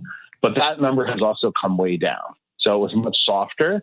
Looking at the sort of performance of the economy in August, came out yesterday, and it was much softer than people had expected. So now you're starting to see both turnover surveys and actual job growth fall, right? We also sometimes worry a bit if it's falling when the global economy looks very tumultuous and as we go into the fall season, because the fall season has tended to be a tough season for the economy, right? For a host of reasons. I'll just bring up the two that are obvious so everyone knows them. One is that generally people get into a worse mood when days get shorter and nights get colder, right? Sort of a human emotional landscape story. And then the big reason is historically farmers grew their crops and harvested a lot of harvest related activities in the fall. They suddenly needed their money, right? They needed to be paid. And so they sucked a lot of cash out of the economy in the fall when they got paid and took the money home and put it in the mattress. And that created trouble in the banks habitually in fall, before the banks were heavily regulated, before the Federal Reserve came in to regulate the economy, which it has actually been quite successful at doing. So we have this sort of association in the public mind with the fall, probably because we're less happy as a group, and also because we had this harvest cycle issue in the banks. when we were a more agricultural economy, and now the fear hangs on. So it is a little bit worrying when things soften at any point, and maybe a tiny bit extra when they soften into the fall. We're talking with Dr. Max Wolf about the jobs. We keep hearing, Dr. Wolf, that the jobs are plentiful. There are more jobs than there are people. But it just doesn't feel like that's true. Or is it that people... I think there's two things. Okay, because I'm really asking you about this post-COVID effect. It's something as we were reopening, you said we're not going back into the world that we knew. It's a new world. People are looking at their jobs very differently. They're not looking to go to jobs. I mean, what are people looking for? Yeah. Look, I think COVID changed a lot of the expectations and a lot of the willingness to put up with things in American households for a whole host of reasons. By the way, there's a lot of evidence it's not just the U.S. So versions of this are playing out all over the world. It's not just a U.S. story. But we did the worst COVID management job in the developed world by a pretty good margin, and we lost a disproportionately large number of our citizens. Sick, which I'm not trying to downplay, but also to the sort of loss, the absolute loss of life, right? So I think the sort of sense of trauma or the trauma to the American public around COVID was higher, more kind of voices out there saying, don't do this, and other voices saying, do this. And people feel like they're kind of left alone, and a lot of people getting sick and not having national health insurance or having a really good way to get medical care to people. I think it was just a different experience, I'm sure in every country, but it was a tough one here, especially for a developed country. And so I think the powers that be have an idea, the bosses trying to get at people in 5 days a week or trying to get the same labor out of people, get the same sort of thing set up in the workplace that they had pre-COVID. I think it's not going to work. But I think it's going to take a while to iron out how much things change and what changes. And so you have a real period of strife between bosses and workers. And we've seen a lot of labor actions too, whether it's the actors or hotel and restaurant employees in certain, like we're starting to see just more labor militancy, whether it's an Amazon warehouse or talk at the big automakers, right? Like whatever the system was between capital and labor saw and felt that it was being badly abused with some good reason, by the way, through COVID. And I don't think they're willing to go back. And I think the kind of bosses and managers think they're going to get them back. And I think you see the Federal Reserve interest rate policy there. I think you see the inflation policy touching up against this. And, I think it's going to be a long time before we know where the story ends. And so it's contested turf, right? And the other thing to keep in mind is from roughly the 1970s to about COVID, anyway, every year it was better to be a boss and harder to be a worker. What do you mean? The amount of work you worked longer hours for worse benefits and lower pay, full stop. Wages did not keep up with inflation. So it means what you could buy with your work dollar did not go up. It was sort of flat some years and down others. And the combination of flat sometimes and down others is down, right? And it became better and better to be a boss. Luxury goods appreciated in price. The stock market, which is the wealth builder for the affluent, had an unbelievable 30-year run, right? Middle-class houses did pretty well. Upper-class houses did really well. And the share of the total national income, I mean, again, people will be mad. Some will like this. Some will not like it. These are just accounting facts as reported by the tax authority of the United States. This is not, there's lots of things to debate. No doubt lots of things I could do better or different, but this is one of them. This is just a test of my literacy, right? So we understand that it became the situation in the United States that middle-class people work longer hours, harder for less money, full stop. Mm-hmm. And owning assets became more lucrative, full stop. On top of which, we changed our tax structure. So it became lower tax. You became much less taxed if you made your money on money and relatively more taxed if you made your money on labor. Overall, taxes were cut, and so massive deficits were run. I've told this to people a bunch of times, and nobody knows what to make of it. And it certainly doesn't make me popular with all my consulting contracts sometimes or some of my colleagues. But look, think of it this way. If rich people are making more money and they're paying less taxes and the governments are running deficits and the average person isn't earning more, which we know, and is not complicated, then where is the government borrowing that money? And here's the big irony. They're borrowing it from the rich people who didn't have to pay it in taxes. So the government is turning collecting taxes from wealthy people into borrowing money from wealthy people. When you borrow the money, you have to pay it back with interest. This acts as an accelerator. It's an economic structure that upward redistributes wealth. And we've been running it for 40 years. All right, so here's the shocking conclusion. If you buy a lemonade machine and you turn it on for 40 years, you have a lot of lemonade. If you set up an upward wealth redistribution machine and you turn it on,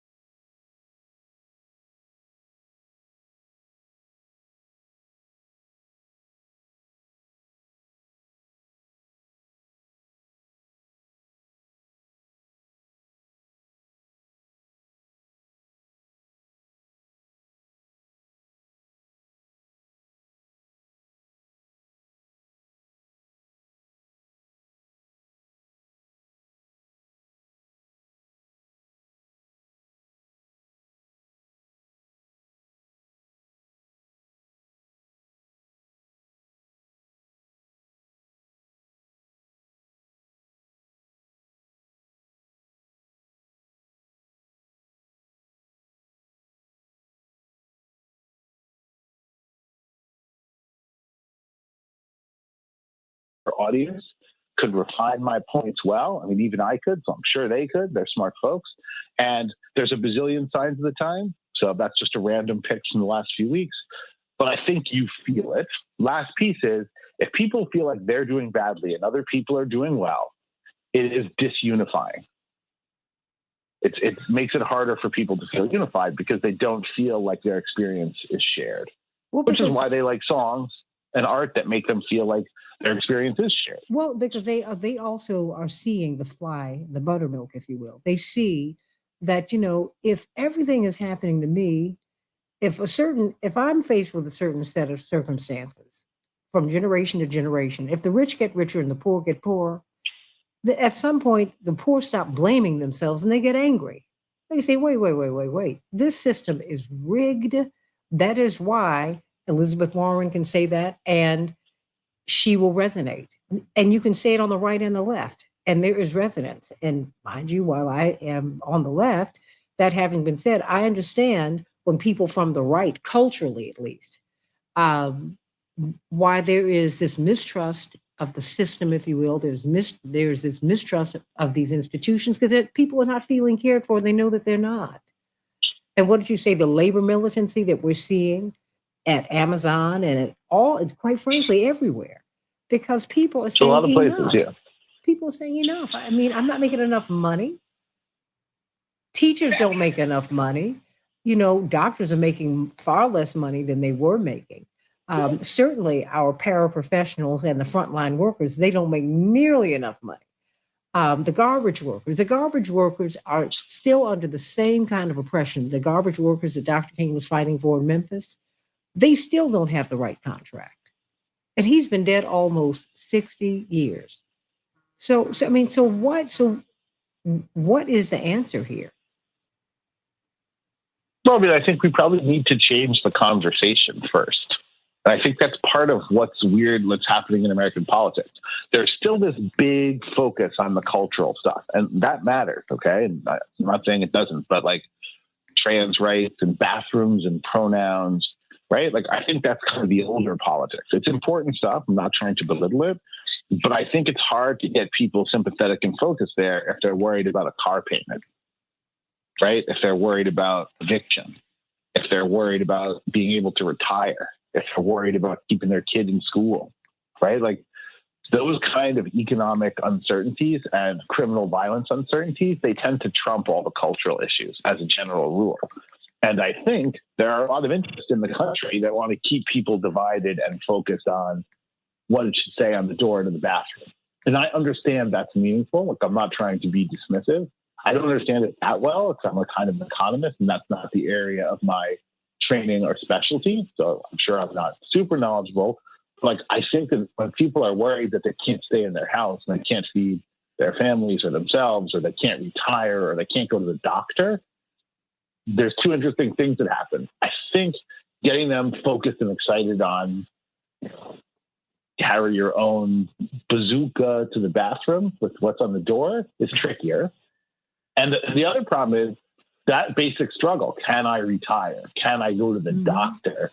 Can I help my kid go to school? Can I help get someone to help me take care of my elderly parent or my child? Or those sort of really basic, am I going to be evicted? Is my car going to be repossessed? Those are very shared, right? Those fears don't tend to be that different if you're old or young, if you're from the Northeast or the Southeast, if you're white or if you're Black or if you're an immigrant or if you're native born. But those things aren't that different. Like, hey, they're going to take my car and then I'll lose my job. Like, that's a fairly universal fear, right? Or I won't be able to keep the rent, or I won't be able to help a parent or a child or a relative who needs help because I can barely keep my own head above water. And then you deal with real suffering in your face all the time, and the stress eats at you and you don't sleep. And the problem with those things is those are hard things to divide people on, because those experiences are more widely shared given how fragile the remainder of the middle class actually is. And even though we never admit this in the United States, how big the community of the poor is. And one thing we've done, part of the way we've had this wealth redistribution so aggressive from the many to the few, is by not talking about it and not admitting it, or writing it off to personal defects and oddities of people whose lives are difficult. They're lazy, they're drug addicts, whatever, right? They're from the wrong country, whatever, they look wrong, whatever sort of little stuff it is. Once people start realizing that that's not exactly true, it has this bonding in some ways, and it can create a large coalition of people who are angry. I mean, I would argue right now that the right and the left have a lot of similar critiques of America. What's dividing them right now more is who they blame. Right? Like, to me, you get a lot of the same stuff, right? It's just like, oh, things are too expensive, and it'll be either, an international Jewish conspiracy run by black foot soldiers to undermine the grocery store, right? Or it will be the rich guys are stealing all our money. Whatever it is, right? But everyone thinks, I can't get a job that pays me enough to have a middle-class life. I can't go to the grocery store and buy what I want in the way I think I ought to be able to, or maybe in a way that I used to be able to, right? I mean, from folks my age, folks in their 40s that I talk to, everyone's worried about taking care of their parents and their kids, sometimes at the same time, because that's tough, that's sort of double bind. And people have figured out, with various upsets in most cases, that they're going to be a good bit poorer than their parents. And that doesn't sit well with people, because kind of this notion of American birthright, never for everyone, never always true. There's this idea that if you did the right things, you would be okay if you're middle class, or if you did the right things, you might do better than your parents if you're upper middle class or affluent, right? And I think both these groups are kind of starting to notice that if they do all the things they're supposed to, they're going to be less stable than their parents, right? Who were, didn't have everything they ever dreamed of either, but they're going to be less stable, or they're going to do everything that they were told to do, and they're going to be less affluent than their parents. That depends on where you sit in the stack, but that's fairly uniting, and it's fairly problematic. The last interesting thing is societies tend to have organized and angry resistance when they make life economically difficult for their highly trained professional class. And America is making life difficult, unaffordable for a large section, particularly the young, who've done the worst in all this, of its highly educated and skilled professional class. And if they join with the lower income people in various upsets, it becomes politically and economically difficult to stop that wave. And that becomes the problem. And that is what the corporatocracy, they've spent so much time, the oligarchs, on breaking up really this unity amongst the working class, amongst poor people.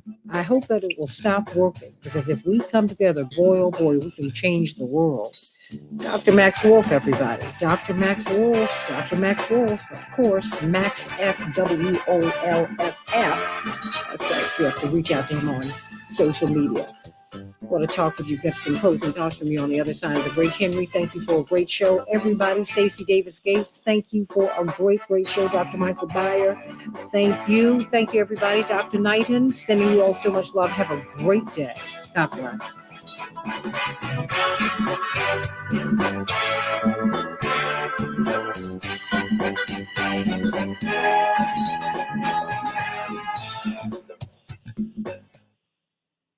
Is there anything you want to share before we go? Me personally? No, we're on air. No, I mean about this subject, or just about things in general. Yes, I'm like, what? Well, I was just going to tell people that if they don't wire me money, God will die. So I'm not sure if that's wrong. I've got him here on life support, but we're on 30 days delinquent. And this machine is expensive, so it only costs about $50,000 for an extra 2 days. The electricity is very expensive in Brooklyn. He's not right. You all do know he's not right. A lot of people would probably be upset by the notion that God lives in Brooklyn, actually. But, well, that's what Brooklynites feel. Why not? That's what Brooklynites feel. I don't even think most Brooklynites feel. Yeah, they do. Yeah, they do. I mean, look, my friends from Brooklyn. Oh, and bless my girlfriend's heart. She made her transition. She was a stone cold Brooklynite. Bless her heart. Candace, you I'm not a real Brooklynite.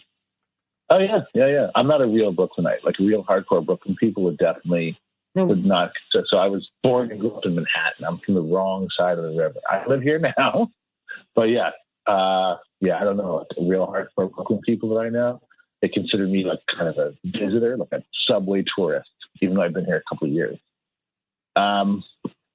Yeah. I mean, Brooklyn is a defensive love. It's like Detroit or something, right? Oh, absolutely. It's more like, how dare you criticize Brooklyn? And then when you're with your friends from Brooklyn, like, this place is the worst.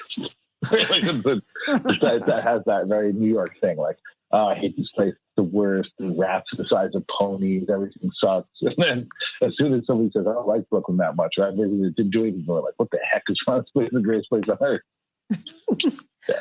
But I love Brooklyn. I really, really do. I love it. I think it is.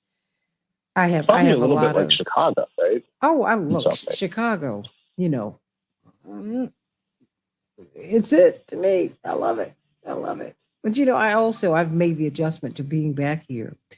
Well, with people my parents' are probably a bit age, friendlier, right? Well, with my parents' age and everything, and my father's health, it's like, even though I can see myself living in, I'm going to be spending time in other cities, but particularly a couple of other cities. But Chicago will be my base. Right. Just for the show, it's good too, right? It's the heartland. It's the middle of the country. Well, Chicago does have a particular sensibility.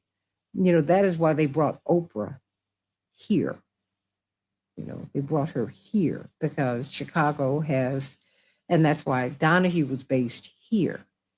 When he was leaving this is when he moved to New York when he was winding his show down. And and his wife was really a New Yorker. But he is, the heart and soul of the Donahue show. It was here in Chicago. Because there's we are really geographically, politically, socially, culturally in the middle of the country.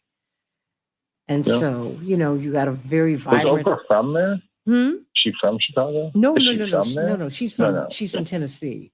But my father met her when she was a student at Tennessee State and used to give her exclusives. And then he and his former, he and his press secretary, who just made his transition last year, Frank Watkins, wrote her contract. so that she could not be fired. Because, you know, she would cry on the air and things like that, you know, when she was really moved by a story, and her bosses did not like that. So, you know, because my father really believed in her talent, they wrote in her contract that she could not be fired.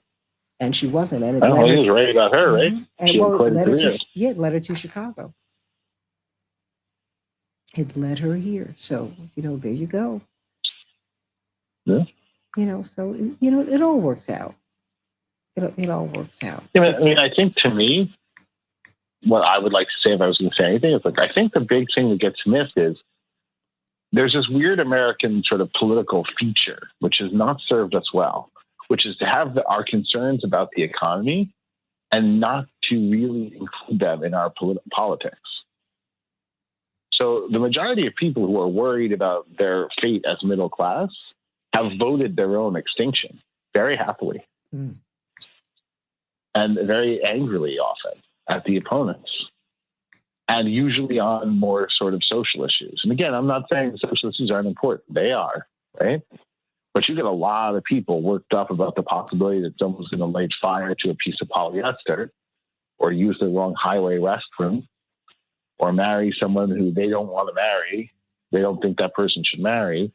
Just a lot of real hot stuff that tends to distract people from those questions, which aren't sexy. I get it. But like, how do I make my car payment? How do I save a little bit of money? How do I retire? How do I help out an aging parent? How do I help my kid go to college? How do I afford the doctor or the better health insurance?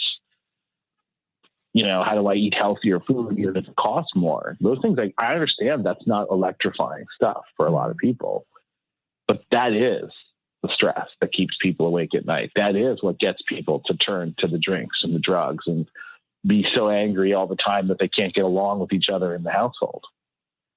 And like, I understand it's not as electrifying. It doesn't push people to make the sudden decisions and get all fired up all the time about their political fortunes until it does. But I think a lot of times it touches a lot more lives and brings a lot more people together than thoughts on drag queen reading. Because we get into some pretty wild stuff here. Well, again, in my opinion. No, but as a big political feature, right? Like that's pretty far diversion. From the center. It's diversion. Because if you keep people at each other's throats about these cultural issues, and I mean, and it's cultural, it's religious, it's all of that. But these are things, you know, that people don't really care about. I mean, you go off about someone who's gay or trans or whatever. I mean, and they're not all in the same basket, but we have all kinds of abortion. We have all kinds of objections until it's someone we know and love who's gay, who's trans, who is faced with whether they want to or whether they need to continue with a pregnancy or not. All this stuff, once it becomes personal, everything changes, right? So, but staying at each other's called hypocrisy. Of course it is. Of course it is. Of course it is. And that having been said, that's where we are. And if we could just understand that we're all being jammed by the same system, which I think that's why this song, what is it? Richmond of Northampton, is it? I think north of Richmond. North of Richmond. Right? Richmond, north of Richmond. Yes, that's like right. That. And it's, you know, it's always wonderful when you see people who really understand that, who are beginning to get it. And, you know, and they say, you know, let's take politics out of it. Let's take partisanship out of it. Because really your politics are what they are. You know, I think it's misstated. It's pretty hard to take power and money and separate them. So most people who want to do that or claim to have done that have probably not completely succeeded, just because power over the distribution of resources is power, and money and wealth is power over the distribution of resources, or at least it's the resources. So it's kind of hard to separate those things too much, right? Maybe a bit, but yeah.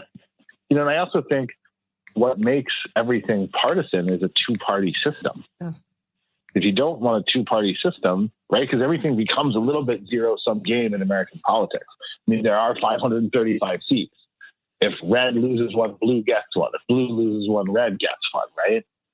So it does lead itself a bit to that, right? Also, if you only have two and you can't have an election without two, then there's nothing you can do in a party that disqualifies you from having a decent chance of winning. Mm-hmm. I think just ethically and economically, I'm not sure that's always a great idea. We don't live in a country that would ever satisfy itself with 2 or even 10 kinds of toothpaste or toilet paper. So maybe variety in breakfast cereal, toilet paper, tampons, and tissue paper could be replicated in our politics. Maybe it's almost as important as toilet paper design. Mm. Well, now that's a heck of an analogy, but I hear you. Who knows? Yeah. Same way with the cars. Nobody in America thinks that cheaper is better on anything except for government. Wait a minute. Right? So like, hey, I want that's an odd decision we make economically too. I have a couple of people. You're right, Tracy. He is a great economist. Someone wants to know: are you related to Richard Wolff, Dr. Richard Wolff? Are you? Depends on who you ask. Yeah, I am related to him. Yes, the man has been carrying on some kind of a strange affair with my mom for a long time. That's how I describe him. Yes, he's my dad. That same Yes, strain of brilliance that you hear with Dr. Wolff. This Dr. Wolff has it also. Let you know that strain, yes. Not always described as brilliant. But yeah, fair enough. No. I thank you for the compliment.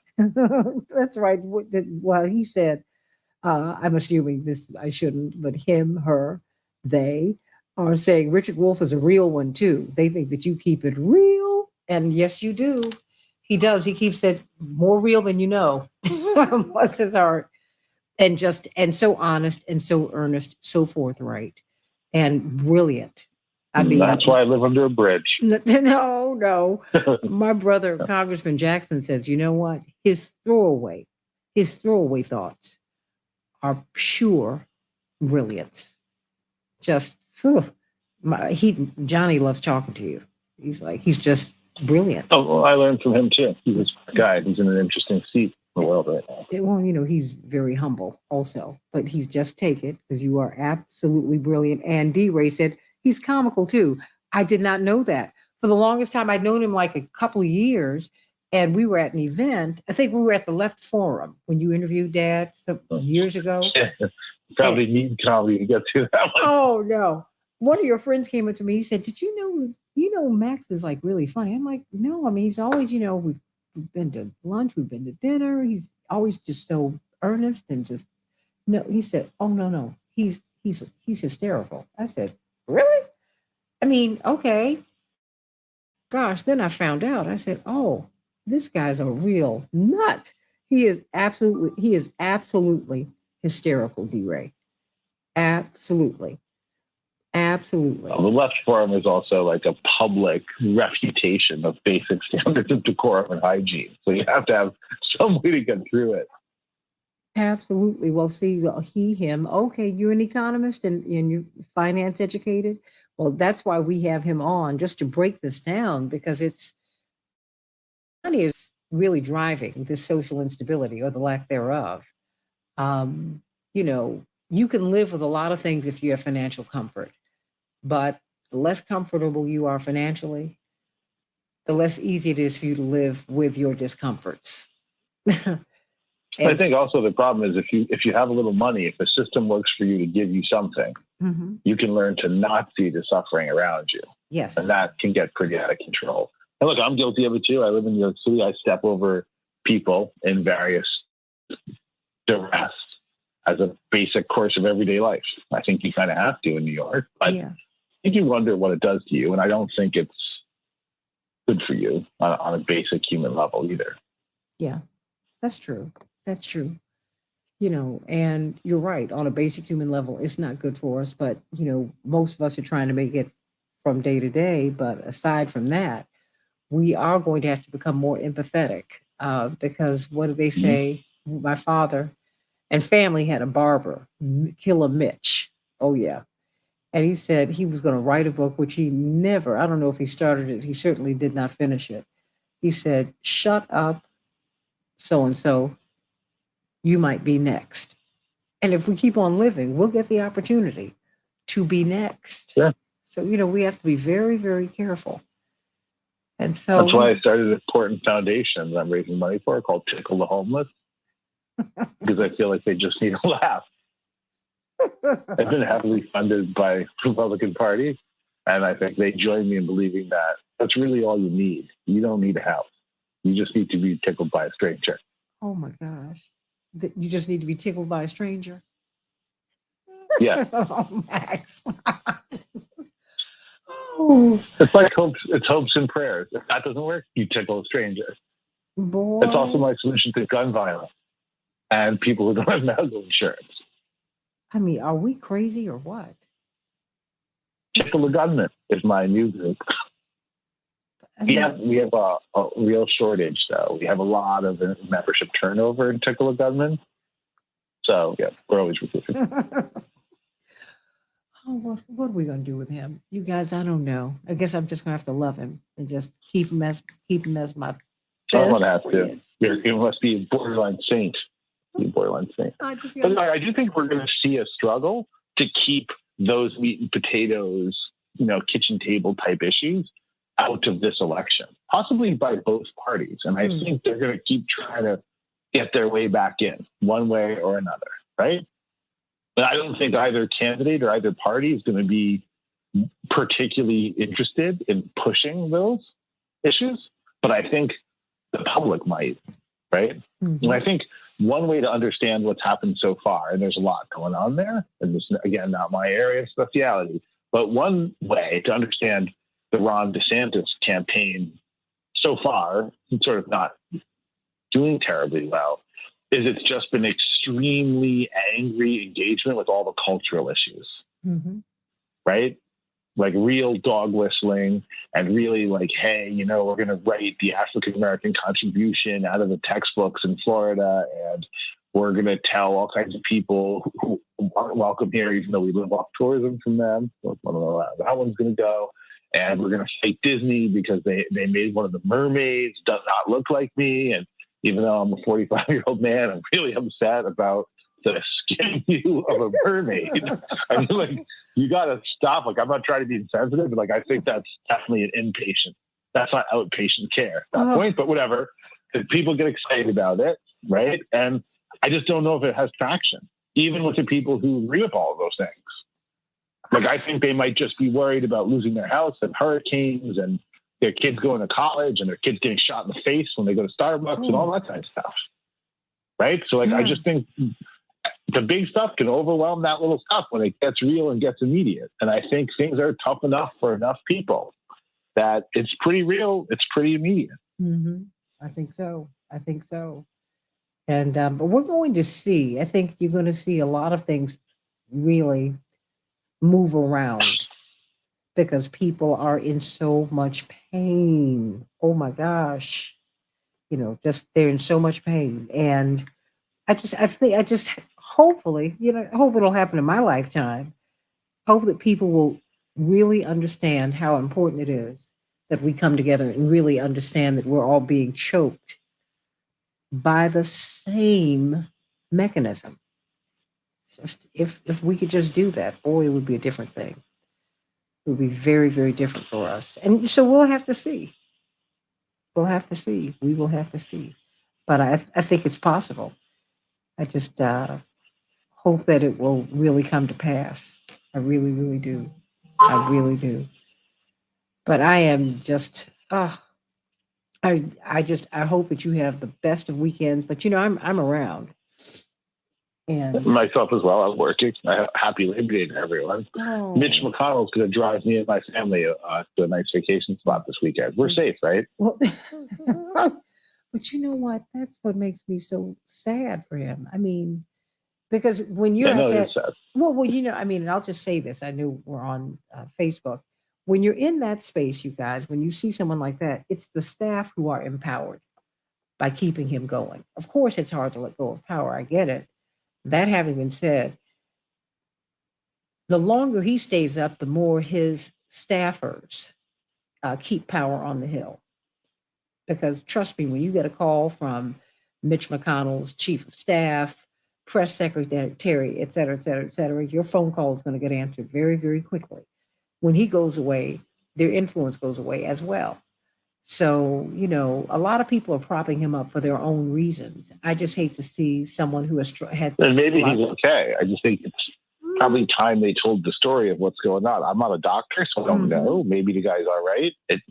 I would be quite concerned if he was driving a car and I was passenger in the vehicle. But you know, I'm not an expert. But I feel like those guys are like, oh, he's fine. Yeah, those guys are like, oh, he's absolutely fine. Like, let him drive you home today. Let's see. Like, I'll take you seriously when he drives you to work tomorrow, right? Just no worries. Let's just see you in the back of the car. And who needs a seatbelt? Who needs it? Anyway, look, I'm not a neurologist or whatever you'd have to be there, but it does look like we're past the point where we can sort of not have an explanation. No, that's the part that everyone has a right to get old and they don't have any choice in the matter anyway. And everybody should be okay to get sick, right? And should be taken care of. And that's a basic measure of your decency as a person, right? So I get that part.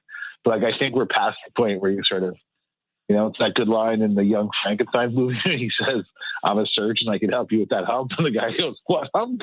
And you're like, uh-oh. Right? It's not that you have a hump, right? Like, who knows? Life can do that to anyone. But that it's you don't think you do, that's cause for a little bit more worry. Yeah, I hate to see him. I hate to see him in this space. I really do. I hate to see him in this space. I hate to see this. I just hate to see anyone in this kind of space. And he is, you know, it's very clear that he's not well. That is to say he's, you know, and it could just being older. But I don't like to see him and others be put in this particular place. You know, just it's unnecessary. And look, whether you agree with the guy or not, and I don't always agree with him, but he has been a master of manipulating the Senate for a long time. And he has been a major sort of driver of how the Senate has operated in our country for quite some time. Absolutely. And whether you agree with someone or not, that's a big position. It deserves some respect.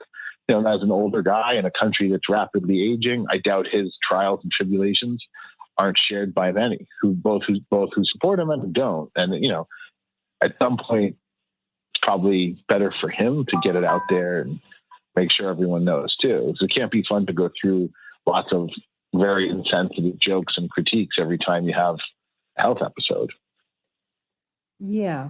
I mean, and I'm just very concerned, you know, when I see him now, I'm like, you know, really, everybody have a heart. And somebody have a heart and get him out of there. You know, now he's, you know, now must be pretty old too, right? He's well into the 80s, right? Or no? He's old, but he's also, but you know, I mean, it depends upon how you age, because some people age, you know, better than others, obviously. Sure. It's, you know, I just see him, but that having been said, you see him struggling. And I don't like to see that. I don't like to see him struggling like this. I really no, it's sad. Yeah, it you know, it makes me sad. You know, y'all, it really does. It makes me sad. You know, because I just, you know, I really look behind the veil and look at the person, even when, you know, I disagree with them politically. You know, in the main, that has nothing to do with the human side of all of this. So no, it doesn't change his humanity. No, it doesn't. My guess is it's neurological damage from being read to by the drag queens in the Senate. You know what? You are just as crazy. Be quiet. You haven't heard that one, though. That's an original thesis. I'm like, what? What did he just say? I'm not sure you could get a professional neurologist to concur there, but yeah, I don't know. No, he's not well. I mean, I'm saying this about you. No, he's not well. And everybody's saying, well, he is comical. Yeah, I know. What Robert wants to know, why is his wife and family... I like to think outside the box. What you say? Mitch is only a few years older than Donald Trump. I'm looking at this. His evil mind is infantile. Now, I'm not going to call it his evil mind, but I certainly disagree with his policies. And why is his wife and family allowing him to go to work? You know, let me tell you, power, you see, look at Dianne Feinstein. And you can see with all the Yeah. people whispering in her ear, it's the staff. I can't tell you how many people, the persons who really take care of my father and who make sure that he is on point every day, you never see them in the pictures. You see all these other people beating it to act like they're the ones who really push his wheelchair. They don't. Okay. And I'm putting it right there. Right there. His caregivers, the people who really put in the time and the energy with him. No. Before he gets on that stage, some of these other people, and then you can see them, and you know when you see them in the pictures for the most part. Not all of them. And But, this you is know, bipartisan too. Both parties are guilty of No, this with their people, right? It's not just people, because they're the ones who want the photo op, and they're the ones who want to get the phone calls returned. They're the ones, and it's disgusting. I'm just here to tell you, as my father, as I watch him really navigate Parkinson's, to see people buzzing around him, um, it makes me sick. It really does. And oh, thank you so much. Is it Canaline? Is it? It makes me sick. It really does. To try and and you're not being helpful. Just ridiculous. They're ridiculous. So I'm sending you so much love. But let's talk.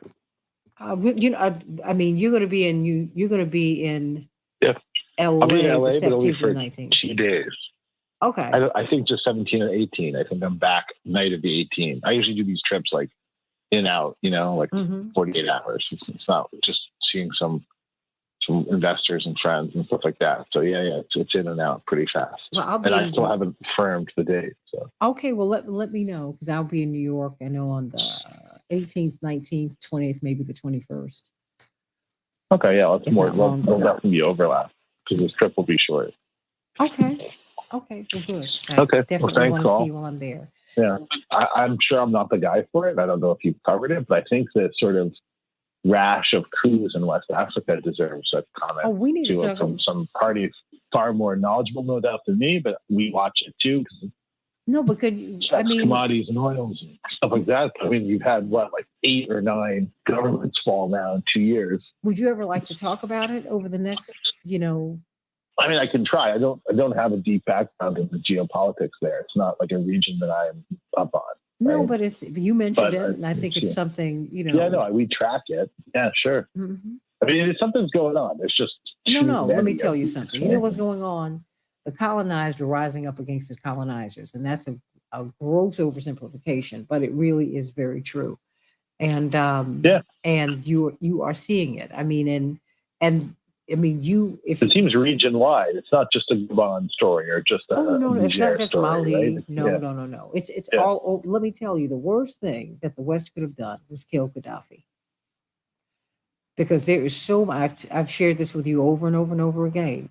There is so much anger and fury about the killing of Gaddafi because he was the strongest leader in Africa and people knew what he was doing and he had almost united the continent. Can you imagine a United States of Africa? Oh yeah, he was on his way to doing that. And they were the second or third largest holder of gold in the world. And we went over there and just raped the country. And the way that we laid him out in public, I mean, after having sodomized him with a bayonet, look, there's so much anger about how we treated him. And he was driving in under the white flag of surrender. He was surrendering himself to the United States. Please. People mad about that. It's like a mess. Yeah, it seems like a big mess. A lot of people there are going to be caught up in this, right? So it's going to be a lot of bystanders at risk here. Honey, they want these coups, these military coups are occurring because they see the elected leadership as being in bed with the West, and they're sick of it. They're like, this is not what we signed up for. You got to get out of here. Go. Now, mind you, whatever. Family's also been there since independence in Gabon, right? Which was more or less the same family for 50 years. Yeah, well, in Gabon, absolutely, but it's all of them. Please, you see them more in Europe than you see in see them in their own countries. Oftentimes, it's like, wait a minute, how are you sitting up here in Belgium? Didn't they colonize you? Why do you feel comfortable here? You got to be joking me, right? Crazy. And that's what you see. What you say, everyone can't be like Aunt Nancy Pelosi and Aunt Maxine Waters who are in their 80s. You're right. And that's why I wouldn't make a general statement, Robert Williams, about people in age. Because I remember this woman named Rose Morgan, Max Wolf. She was the famed boxer Joe Louis's wife, one of his wives. And she was a Black cosmetologist who had become a wealthy woman because she had these 24-hour salons up in Boston. Brilliant, brilliant, brilliant businesswoman. And I remember having lunch with her one day at Soul Queen Restaurant. Everybody, if you're in Chicago, you remember Soul Queen Restaurant. Mrs. Helen Maybell Anglin, God rest her soul, the Soul Queen. And they were very close friends. And when we were talking, somebody asked her how old she was, and she said, 99. I was like, this woman's aging like a vampire. She didn't look like she was in her 90s, even in her 80s. And I just asked her, I said, how do you do what you do? She said, I have a sense of purpose. I love my life. And I'm going to live until the Lord calls me home. Everybody get that sense of purpose. Get that Not sense sure of how purpose. common that is, but it's impressive. Well, you know what? But that which should be common is uncommon. That which is uncommon to the common good or to your best is common. People, not Americans, people's thinking is off. It's off. She's someone who thinks correctly. She said, hey, no. This is, I have a life that I love and I live it.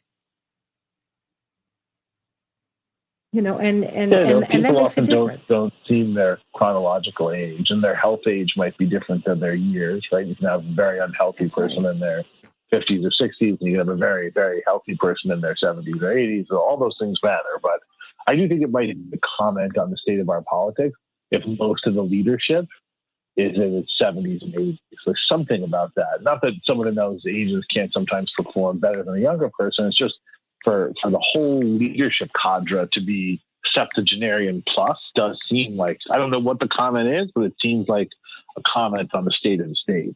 But yeah, I don't know. Yeah, I mean, because I don't want to be like, what is it, R.E. Emanuel, who says that at 75, you just need to hang it up. You need to die if you get sick. I thought that was sick, that assertion that he made. No, he was wrong and crazy. That's a bit extreme. Yeah, it was extreme. Yeah, it was extreme and just ungodly to me. And I'm someone who is, I'm not an atheist. I am a believer. And I thought that was just absolutely off. That having been said, I find that the people who have a sense of purpose, they live their lives until they can live no more. They just keep on going. And I think we should all find that. If you love to knit, if you love to speak, if you love to serve people, that's why, to me, putting a teacher out to pasture at 62 or 65 is crazy. Yeah, it doesn't make much sense. No. And also, look, there's plenty of people who can't do their jobs or their health could be failing them who are a good bit younger. The problem with McConnell is not his age, right? To be fair, it seems like, at least without knowing, and not to be unfair to the guy, but there's beginning to be some gathering evidence, without much depth, but some gathering evidence that it might be very difficult for him to do some of the core job that he's got for himself, which is a big job. So, yeah. You can tell. So it's like, enough already. Dianne Feinstein, But same enough with already. Dianne Feinstein. Yeah, same enough. story. I don't care about you being a Democrat or a Republican. What I care about is, wait a minute. And then I just, they just juxtapose them with Maxine Waters and Nancy Pelosi, who are in their 80s. Auntie Maxine hits that gym every morning.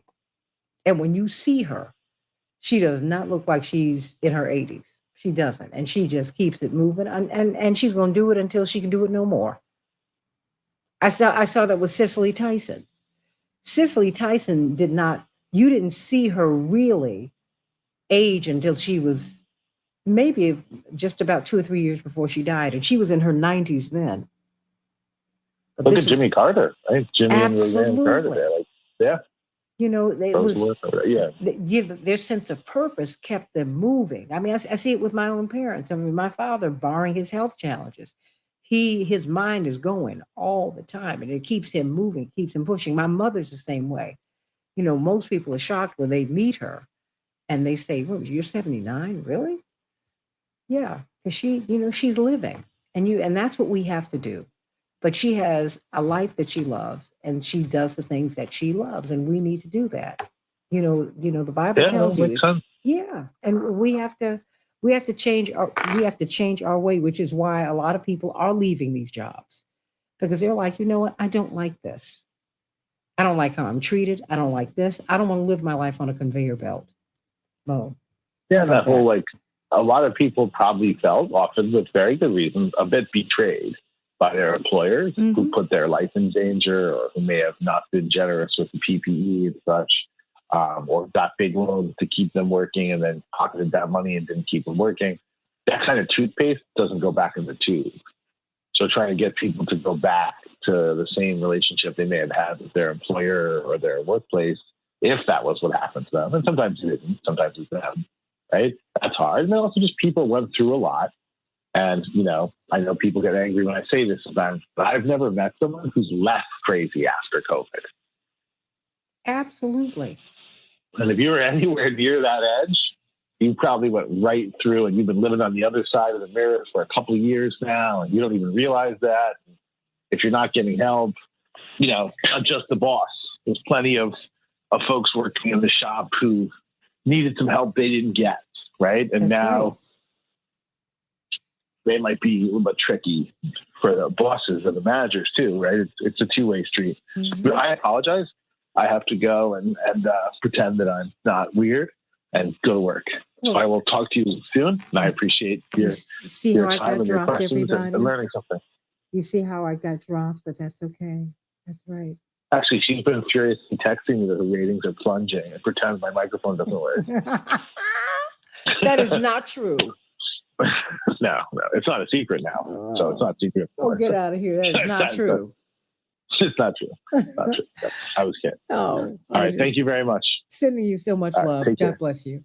I love you, Likewise. everybody. Be well. Thank you. Thank you. And have a great day. I will see you tomorrow. I love you.